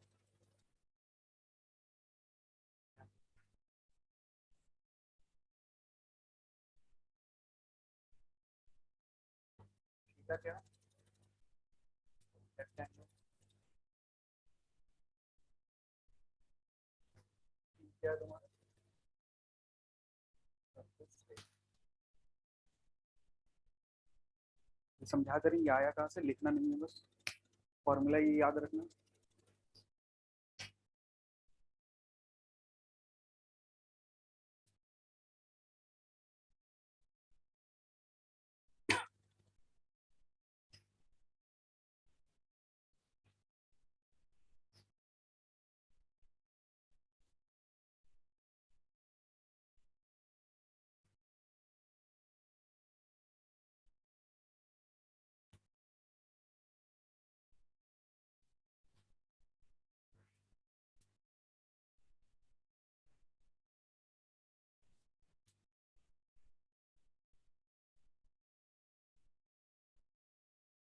चलो समझते हैं क्या होगा। ये तुम्हारा ट्यूब था, यहाँ से राइट होता है, रेडियस है वो कितना ले रहा है, हाँ, ट्यूब का जो रेडियस है कितना ले रहा है, आर, ये हाइट एच राइज हुआ है। देखो ये जो राइज हुआ है, इस वेट को बैलेंस करने वाला कोई फोर्स होगा, तब तो ये राइज हुआ है ना, इस फोर्स को बैलेंस, ये जो भी वेट यहाँ पे राइज हुआ है इसको बैलेंस करने के लिए कोई ना कोई तो फोर्स होगा, क्योंकि अगर इसको बैलेंस करने वाला कोई फोर्स नहीं होता तो ये कहाँ दिखता, यही पे दिखता। तो अगर फोर्सेस देखोगे कौन सा फोर्सेस लग रहे हैं यहाँ पे, तो एक ही फोर्स पॉसिबल है जो कहाँ पे लग रहा होगा, इस पे, इसके सरफेस पे, और इसके सरफेस, जो भी सरफेस है वो किससे कांटेक्ट में है, तो ट्यूब को अगर ऊपर से देखोगे तो कैसा दिखेगा, इस तरीके का गोल राउंड दिखेगा ना, तो ये तुम्हारा वेटिंग सरफेस है, क्योंकि यही पोर्शन किसके साथ कांटेक्ट में है, ट्यूब के साथ कांटेक्ट में है। तो जो तुम्हारा वेटिंग सरफेस का लेंथ अगर कंसीडर करोगे तो कितना होगा, 2 पाई आर, हरी बात समझ में। अब एंगल देखोगे तो जो भी फोर्स लगता है वो किधर लगता है, टेंजेंशियल डायरेक्शन में, इधर की तरफ, ये है तुम्हारा, ये फोर्स लगेगा, इसको भले मैं दिखा रहा हूँ एक जगह पे, लेकिन ये फोर्स कैसे लग रहा है, इक्वली डिस्ट्रीब्यूटेड है इस पूरे सरफेस पे। दिखा रहे हैं एक जगह पे, लेकिन इसका मतलब ये नहीं, या दो जगह पे अगर दिखा रहे हैं तो इसका मतलब नहीं है कि इस और इस सरफेस पे ही लग रहा है, क्योंकि सरफेस क्या है, यूनिफॉर्मली ऐसा है। और जो मैं एफ दिखा रहा हूँ, ये एफ क्या है, यूनिफॉर्मली डिस्ट्रीब्यूटेड फोर्स है। तो इसलिए बच्चे कंफ्यूज हो जाते हैं कि सर ये फोर्स इधर है एफ, तो इधर फोर्स है तो ऊपर लीजिएगा तो कितना हो जाएगा, 2F हो जाएगा। 2F नहीं होगा, ये जो फोर्स है ये क्या है तुम्हारा, नेट फोर्स है। नेट फोर्स क्या होता है, इस पे इक्वली डिस्ट्रीब्यूटेड होता है। और साथ ही साथ ये जो नेट फोर्स है ना इस टेंशन के चलते, ये एंगल पे है। और अगर एंगल कैलकुलेट करोगे, ये एंगल कितना होगा, थीटा सी, तो ये एंगल कितना हो जाएगा, थीटा सी। तो इस नेट फोर्स का एक ऊपर की तरफ कंपोनेंट आएगा। तो अगर वर्टिकल कंपोनेंट देखोगे एफ एच, तो it will be F net cos theta C होगा।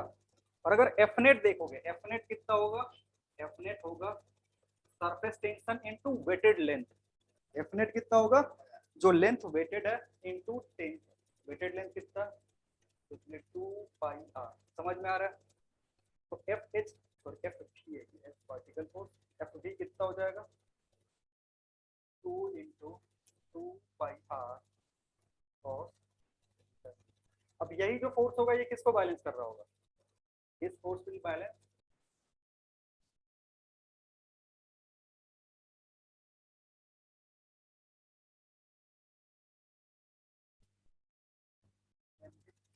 और अगर ये फोर्स mg को बैलेंस कर रहा है, अब देखो एक ये तो वर्टिकल हो गया, हॉरिजॉन्टल वाले फोर्स के साथ क्या हो रहा था, हॉरिजॉन्टल वाले जो भी फोर्सेस होंगे वो एक दूसरे को क्या कर देंगे, कैंसिल आउट, क्योंकि सरफेस पे इस प्लेन में लग रहा है तो ऐसे कैंसिल आउट कर देगा। एक जो फोर्स वर्टिकल प्लेन कैसे बाहर है, वही किसको बैलेंस कर रहा होगा, वेट को बैलेंस करेगा। तो यहाँ से क्लियर, तो mg is equal to mg will be 2 pi R cos। mg कैसे निकलेगा, mg निकाल सकते हो, m can be written as rho into pi R square. Pi R square क्या है तुम्हारा, cross section area into H, क्योंकि वॉल्यूम चाहिए ना, मास क्या होता है रो इनटू वॉल्यूम। तो ये रो हो गया तुम्हारा, ये पूरा टर्म क्या हो गया, वॉल्यूम हो गया, क्योंकि क्रॉस सेक्शन एरिया कैसा है, सर्कुलर है। और सर्कुलर क्रॉस सेक्शन एरिया के लिए वैल्यू क्या होगा, पाई आर स्क्वायर, उसमें एच से मल्टीप्लाई करोगे, यानी पूरे मास को किससे रिप्लेस कर सकते हो, rho into pi R square H बराबर किसके होना चाहिए, 2 into pi R cos theta C. तो यहाँ से अब एच कैलकुलेट करोगे इतना आएगा, क्या आएगा, ठीक है। एक इसको थोड़ा सा अगर तुम्हें दे दिया रेडियस ऑफ मिनिस्कस के फॉर्म में, ये जो कर्वेचर फॉर्म हो रहा है इसका कुछ रेडियस होगा, जो भी यहाँ पे कर्वेचर फॉर्म हो रहा है उसका कुछ तो रेडियस होगा ना। अगर उस फॉर्म में दे दिया तो क्या करोगे, हाँ जी, अरे जी छूट गया, एकदम पागल पागल हो जाता है क्या, या था तो या छूट गया, किधर, हाँ तो लिख लो। तुम बेहोश जैसे हो बोलते हो, अभी नींद से जगे हुए अचानक से सर ने जी छोड़ दिया हुआ है, लेकिन तो जी फिर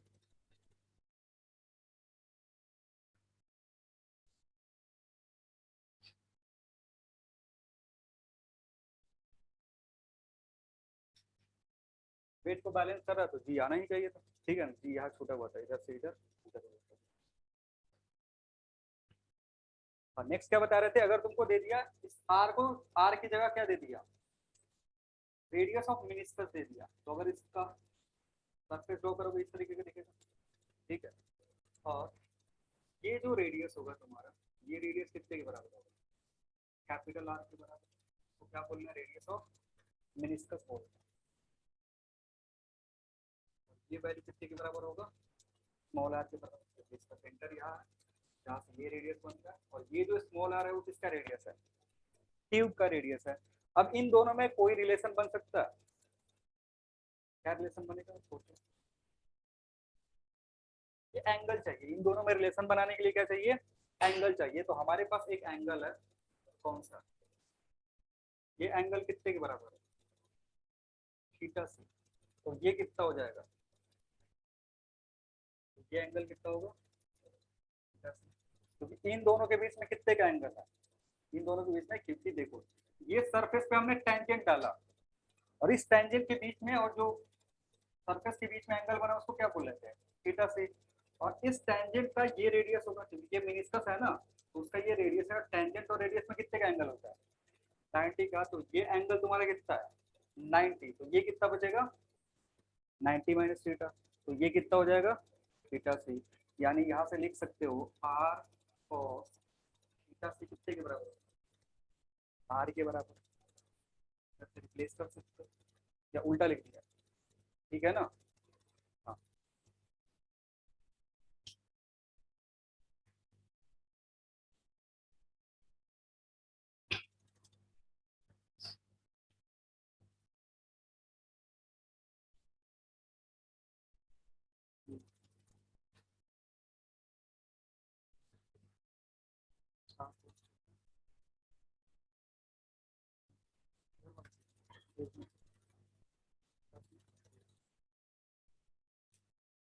2t बाई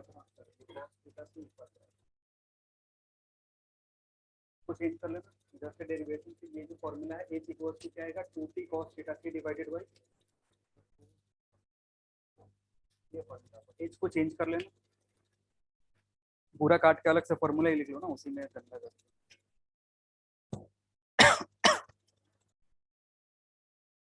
अब इसको लिखोगे तो यहाँ से क्या लिख सकते हो, इसको मॉडिफाई करके ये वाला टर्म अगर पूरा बाहर करोगे तो 2t डिवाइडेड बाई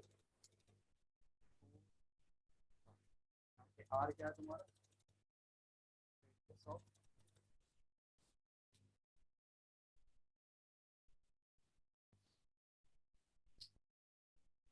जब रेडियस ऑफ मेनिस्कस दिया रहेगा तो फिर तुम्हें कॉन्टेक्ट एंगल नहीं देगा। और अगर किसी क्वेश्चन में रेडियस ये वाला दे दिया, ठीक है, और थीटा सी नहीं दिया तो थीटा सी क्या मान लोगे। जैसे किसी क्वेश्चन में क्या कर दिया, रेडियस ऑफ कैपिलरी ट्यूब दे दिया और मेंशन नहीं करा दिस थीटा सी, तो थीटा सी को कितना मान लेंगे यहाँ पे,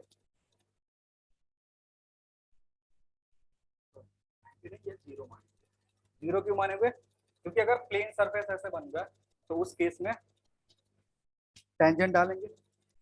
जैसे अगर समझना,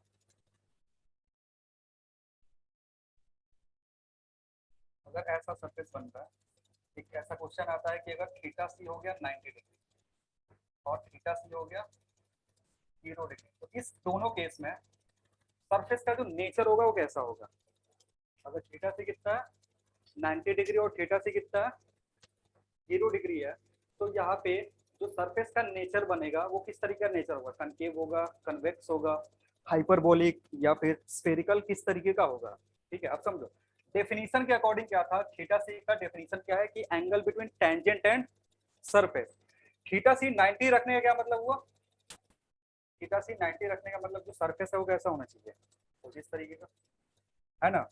मतलब जो एंगल बनेगा इस सरफेस के साथ, सॉलिड सरफेस के साथ, वो कितना बनता है 90 डिग्री है। एक बार यहाँ 90 पुट करके देखो,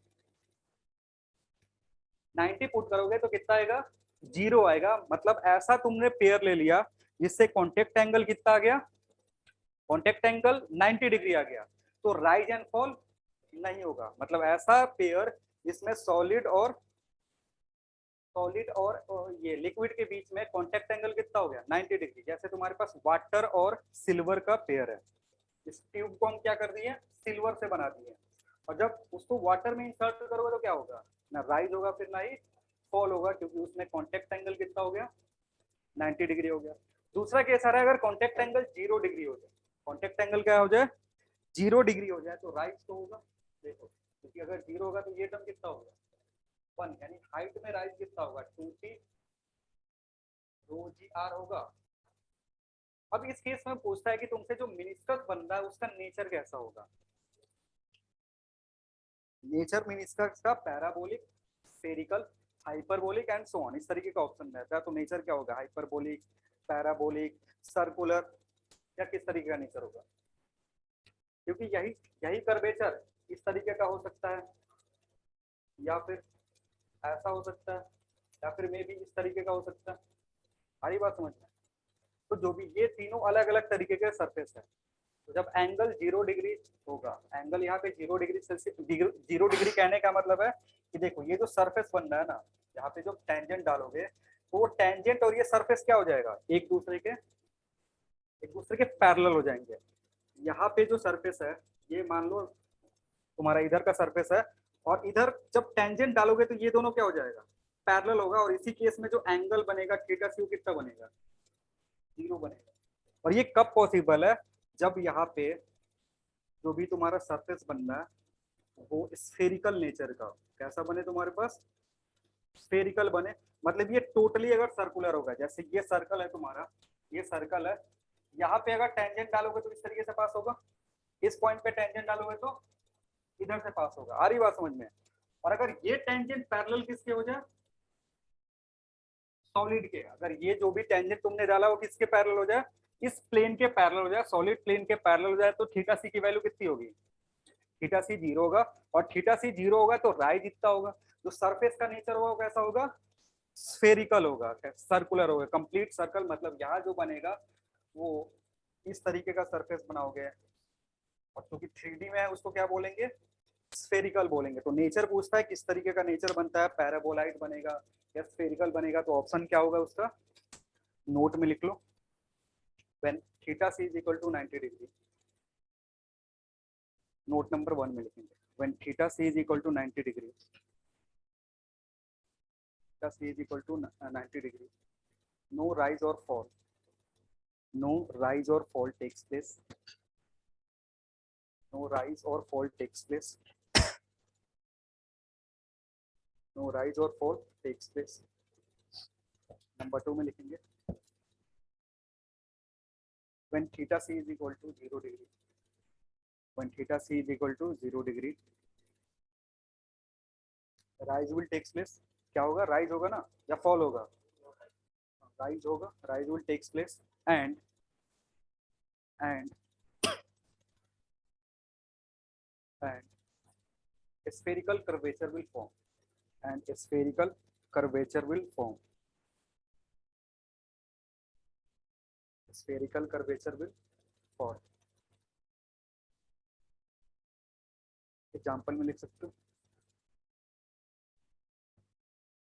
ऊपर वाले के एग्जाम्पल नहीं बताया ना, 90 डिग्री का एग्जाम्पल बोले थे, तो क्या बोले थे, सिल्वर एंड ग्लास, ऊपर वाले में लिख सकते हो सिल्वर एंड ग्लास। नोट 1 में एग्जाम्पल क्या लिखेंगे, sorry silver and water, silver and water, silver and water.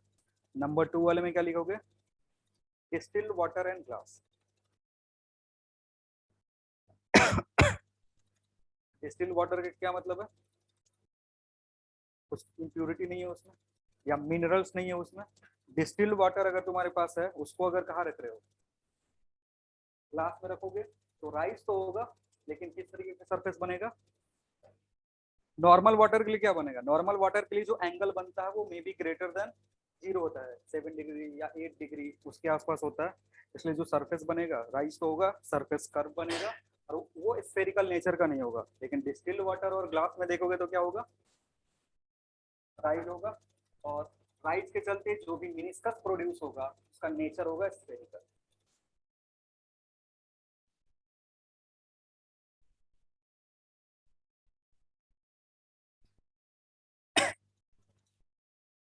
लिखना एक problem,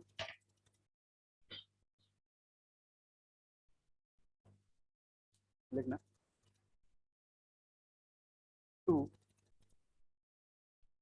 to square plates, two square plates,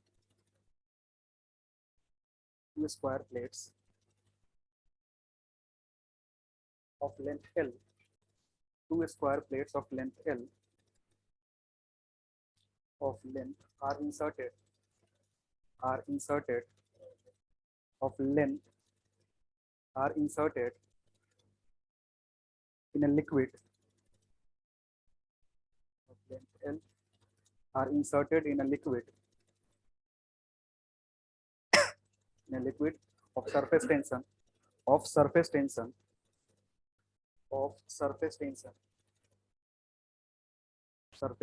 capital T, full stop, if gap between two plates, gap between two plates is very small, is very small as compared to gap between two plates is very small as compared to their length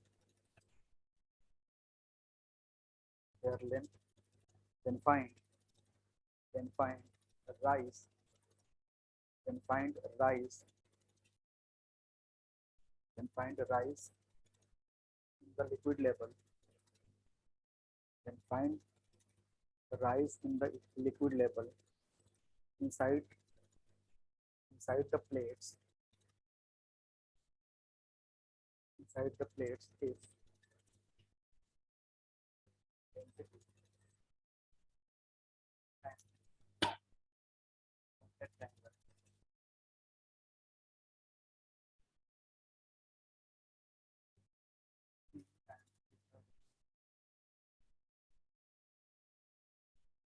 and contact angle is T and theta respectively.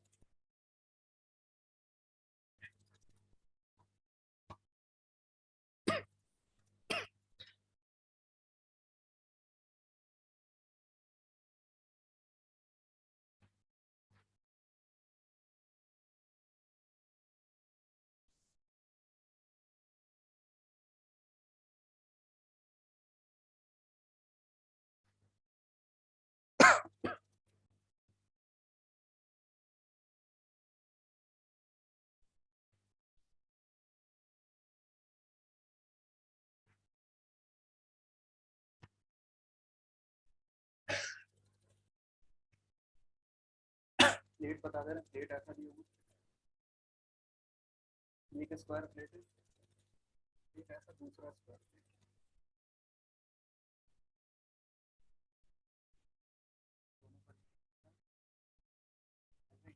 Gap है gap is T is very अगर इस plate को insert कर रहे हैं दोनों plate को उठा करके कहाँ रख रहे हैं एक लिक्विड में रख रहे हैं जिसका सरफेस टेंशन कितना T है तो राइज हो रहा है और अगर राइज हो रहा है लिक्विड लेवल में तो कितना होगा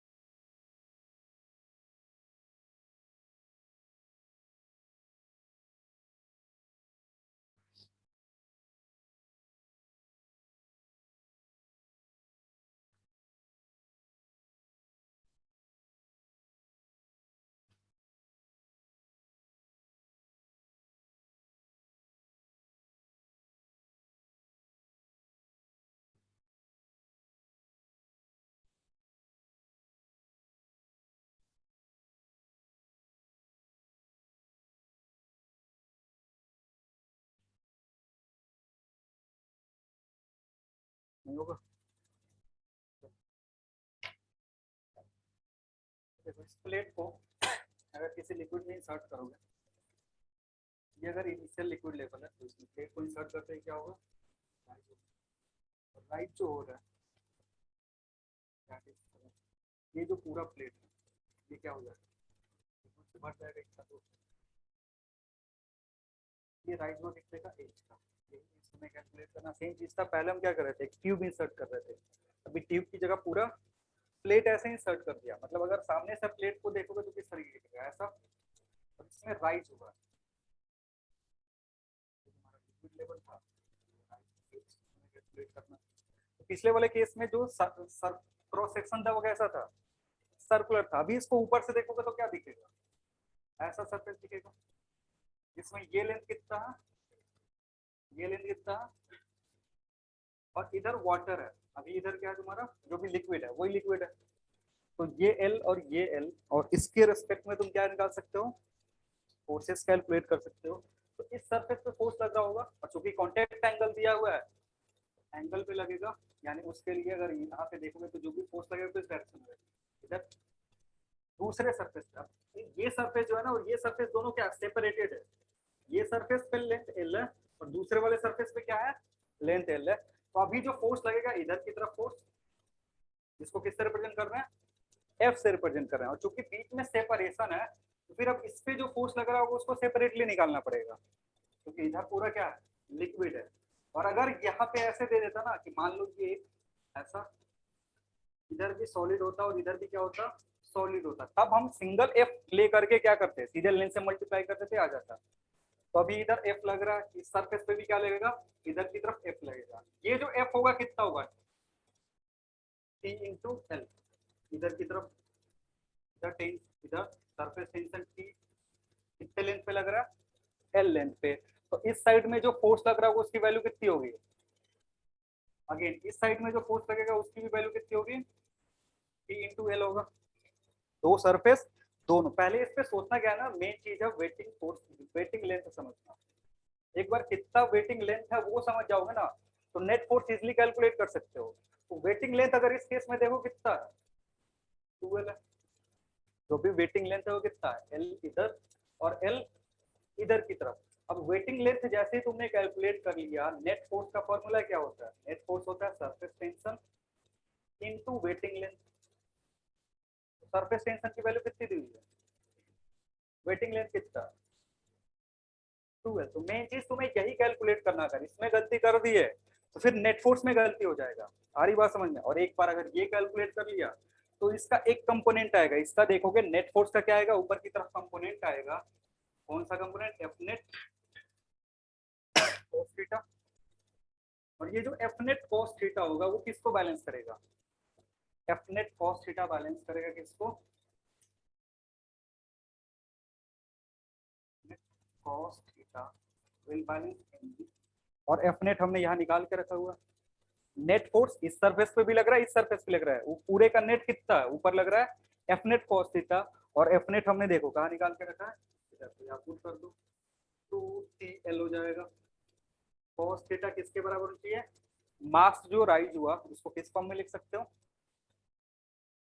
डेंसिटी इनटू वॉल्यूम। वॉल्यूम क्या है यहाँ पे, वॉल्यूम कैसे निकालोगे, ये क्रॉस सेक्शन एरिया निकाल लो। क्रॉस सेक्शन एरिया कितना होगा, L इंटू P होगा ना। अरे ये थिकनेस चाहिए तुमको, प्लेट का एरिया मत ले लेना एल स्क्वायर, प्लेट का एरिया नहीं लेना है, क्रॉस सेक्शन लेना है। यहाँ से देखोगे ना, ऊपर से देखोगे तो कैसा क्रॉस सेक्शन दिखेगा, ये क्रॉस सेक्शन जिसका लेंथ, लेंथ इधर कितना है, थिकनेस कितना है T, और ये तुम्हारा अगर इसमें किससे मल्टीप्लाई कर दोगे, H से, H से मल्टीप्लाई करोगे तो ये पूरा टर्म किसमें कन्वर्ट हो गया, मास में। ये क्या है तुम्हारे पास, G से मल्टीप्लाई करो।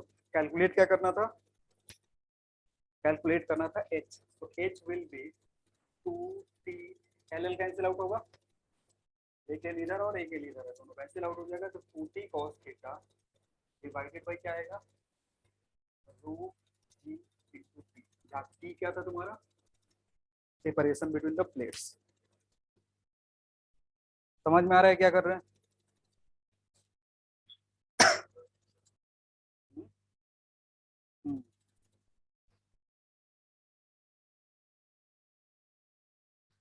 फॉर्मूला जो है ना वो सेम है, पिछले वाले की तरह ही फॉर्मूला है, लेकिन नीचे क्या आ रहा है यहाँ पे, थिकनेस आ रहा है, जो प्लेट के बीच में सेपरेशन था वो आ रहा था। पिछले वाले केस में क्या आ रहा था, रेडियस आ रहा था यहाँ पे। तो फॉर्मूला अप्रोक्सीमेटली सेम ही सेम है, बस जो चेंज है वो, हाँ स्क्वायर का क्रॉस सेक्शन पकड़ते। पिछले वाले केस में कैसा क्रॉस सेक्शन लेना था, सर्कुलर क्रॉस सेक्शन लेना था। पिछले वाले में लेंथ जो था वो कितना था, 2πr था, तो इसलिए एफ नेट जब हमने कैलकुलेट करा था, एफ नेट आया था T इंटू 2πr। अभी जो ऊपर से सरफेस देख रहा है उसका क्रॉस सेक्शन कैसा है, ये वाला क्रॉस सेक्शन है। और चूंकि इधर वाटर है, इधर क्या है वाटर है तो अभी वेटेड लेंथ क्या हुआ तुम्हारा, इस साइड वाला और इस साइड वाला। तो एफ नेट इस केस में जब कैलकुलेट करते हो कितना होगा, tension surface tension T multiplied by wetted length, और वेटेड लेंथ यहाँ क्या है 12 है, तो वहां रखा हुआ है। और कॉस कंपोनेंट क्यों आ रहा है, क्योंकि थीटा दिया हुआ है तो थीटा एंगल पे फोर्स लगेगा, और एंगल के फोर्स को रिजॉल्व करे हुए तो जो नेट फोर्स ऊपर की तरफ लग रहा है वो कितना होगा, एफ नेट कॉस थीटा, और एफ नेट ये है यहाँ पुट कर दिया। ये चीज किसको बैलेंस कर रहा होगा, ये चीज बैलेंस करेगा वेट को, वेट को बैलेंस करेगा। तो वेट किसके फॉर्म में लिखेंगे, वॉल्यूम इनटू रो, और वॉल्यूम क्या होगा क्रॉस सेक्शन एरिया जो कि एल इंटू टी के बराबर है, ये cross section area into height into G, यहाँ से एच आ जाएगा।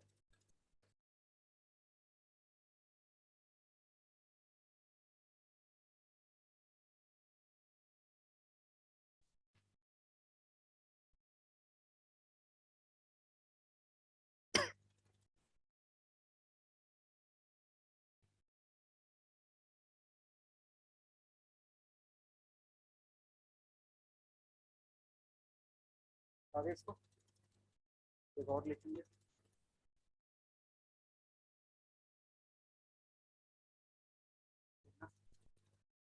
एनुलर ट्यूब,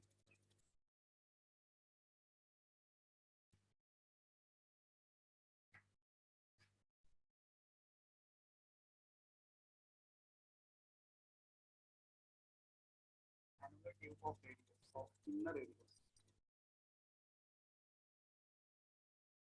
हाँ outer radius।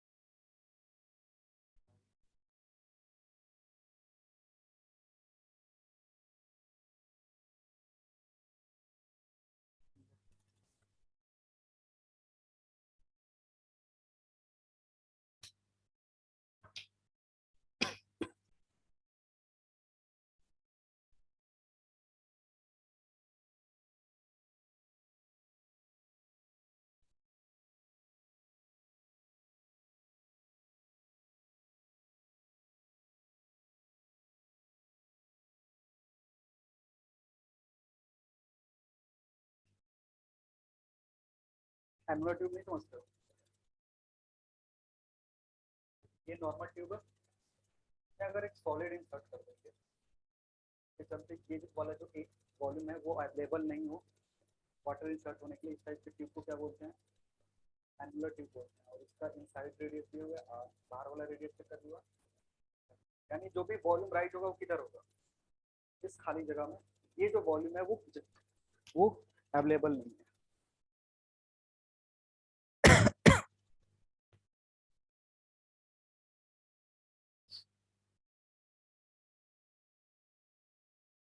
तो वही सेम कंसेप्ट अप्लाई करना, वेटेड लेंथ निकालो, एक बार वेटेड लेंथ पता चल गया तो वहां से क्या पता चलेगा, नेट फोर्स पता चल जाएगा। नेट फोर्स का कॉस्ट कंपोनेंट क्या होगा, mg को बैलेंस करेगा। तो मेन चीज होता है वेटेड लेंथ निकालना, जैसे ही वेटेड लेंथ आता है बाकी सारी चीजें आराम से आ जाती है।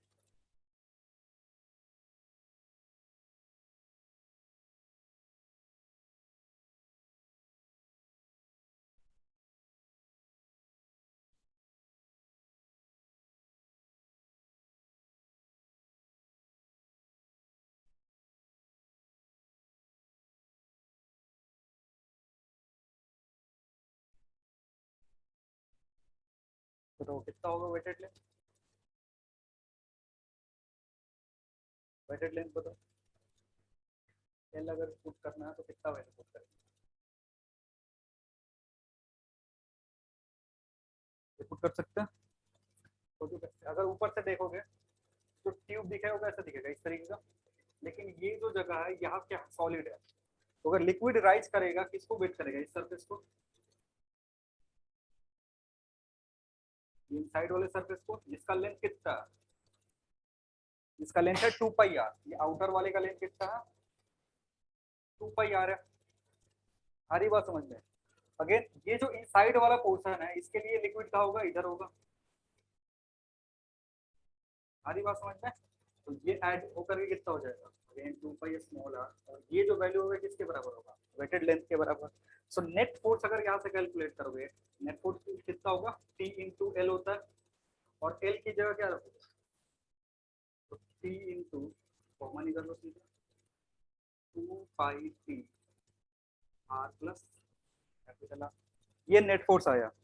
और इट्स नेट फोर्स का, क्योंकि यहाँ डायग्राम ड्रॉ करोगे ऐसा, जो भी लिक्विड राइज करेगा उसके लिए ऐसा कुछ बनेगा इस तरीके का, और इधर से ये ऊपर और इधर ऊपर की तरफ, तो दोनों का कॉस कंपोनेंट आएगा, इनसाइड वाले के लिए भी और आउटसाइड वाले के लिए भी। तो एफ नेट कॉस थीटा कितने के बराबर होना चाहिए, एम जी के बराबर। F net cos theta again कितने के बराबर होना चाहिए, एम जी के बराबर। अब एम निकालना तुम्हारा काम है, एम क्या होता है, वॉल्यूम इनटू डेंसिटी भाई, यहाँ डेंसिटी डी से रिप्रेजेंट करा, वॉल्यूम जो है वो कितना होगा सोचो, घटाना पड़ेगा क्योंकि वो जो सॉलिड वाला पोर्शन है उसको क्या करेंगे, घटाएंगे। तो वॉल्यूम की जगह क्या लिखोगे, pi capital R square minus small R square into H into density D. ये वाला टर्म क्यों कर रहे हैं समझ में आ रहा है, क्योंकि ये वाला जो पोर्शन है पाई आर स्क्वायर एच, ये वाला जो पोर्शन ये अवेलेबल नहीं है, यहाँ पे लिक्विड जा ही नहीं सकता है, क्यों, क्योंकि एनुलर ट्यूब है, तो ये जो पोर्शन है ये सॉलिड से भरा हुआ है, इसलिए वो वाला पोर्शन को घटा लिया है। तो अभी mg को क्या लिख सकते हैं, एफ नेट है तुम्हारा 2 pi T R plus capital R cos theta कितने के बराबर होगा, pi R square capital R square minus small R square into H into T. और फाइनली जब यहाँ से कैलकुलेट करोगे तो H will be 2 cos theta divided by density D दिया हुआ है, तो D D capital R minus होगा।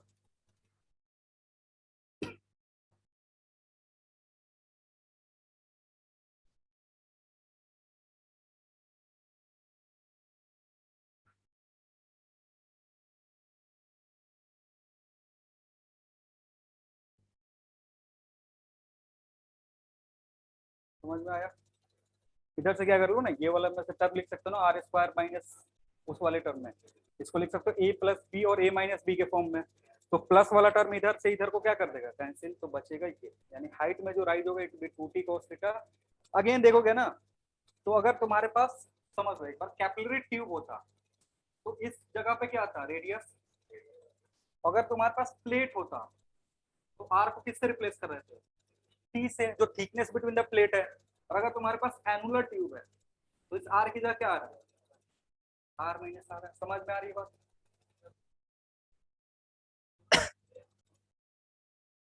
हाँ जो लेंथ इस साइड का दिख रहा है ना, ये जो लेंथ तुमको दिख रहा है ये थिकनेस टी है, ठीक है। एक बार इस वाले केस में क्या दिख रहा था, ये रेडियस आर दिख रहा था। दूसरे वाले केस में ये जो डिफरेंस है ये आर और ये कितना है, ये जो गैप है उसके वजह से। तो कैपिलरी के लिए आर, प्लेट के लिए टी, और एनुलर ट्यूब के लिए कैपिटल आर माइनस। चलो तो फिर आज के लिए इतना ही रखेंगे, बाकी करेंगे अगले क्लास। Thank you everyone.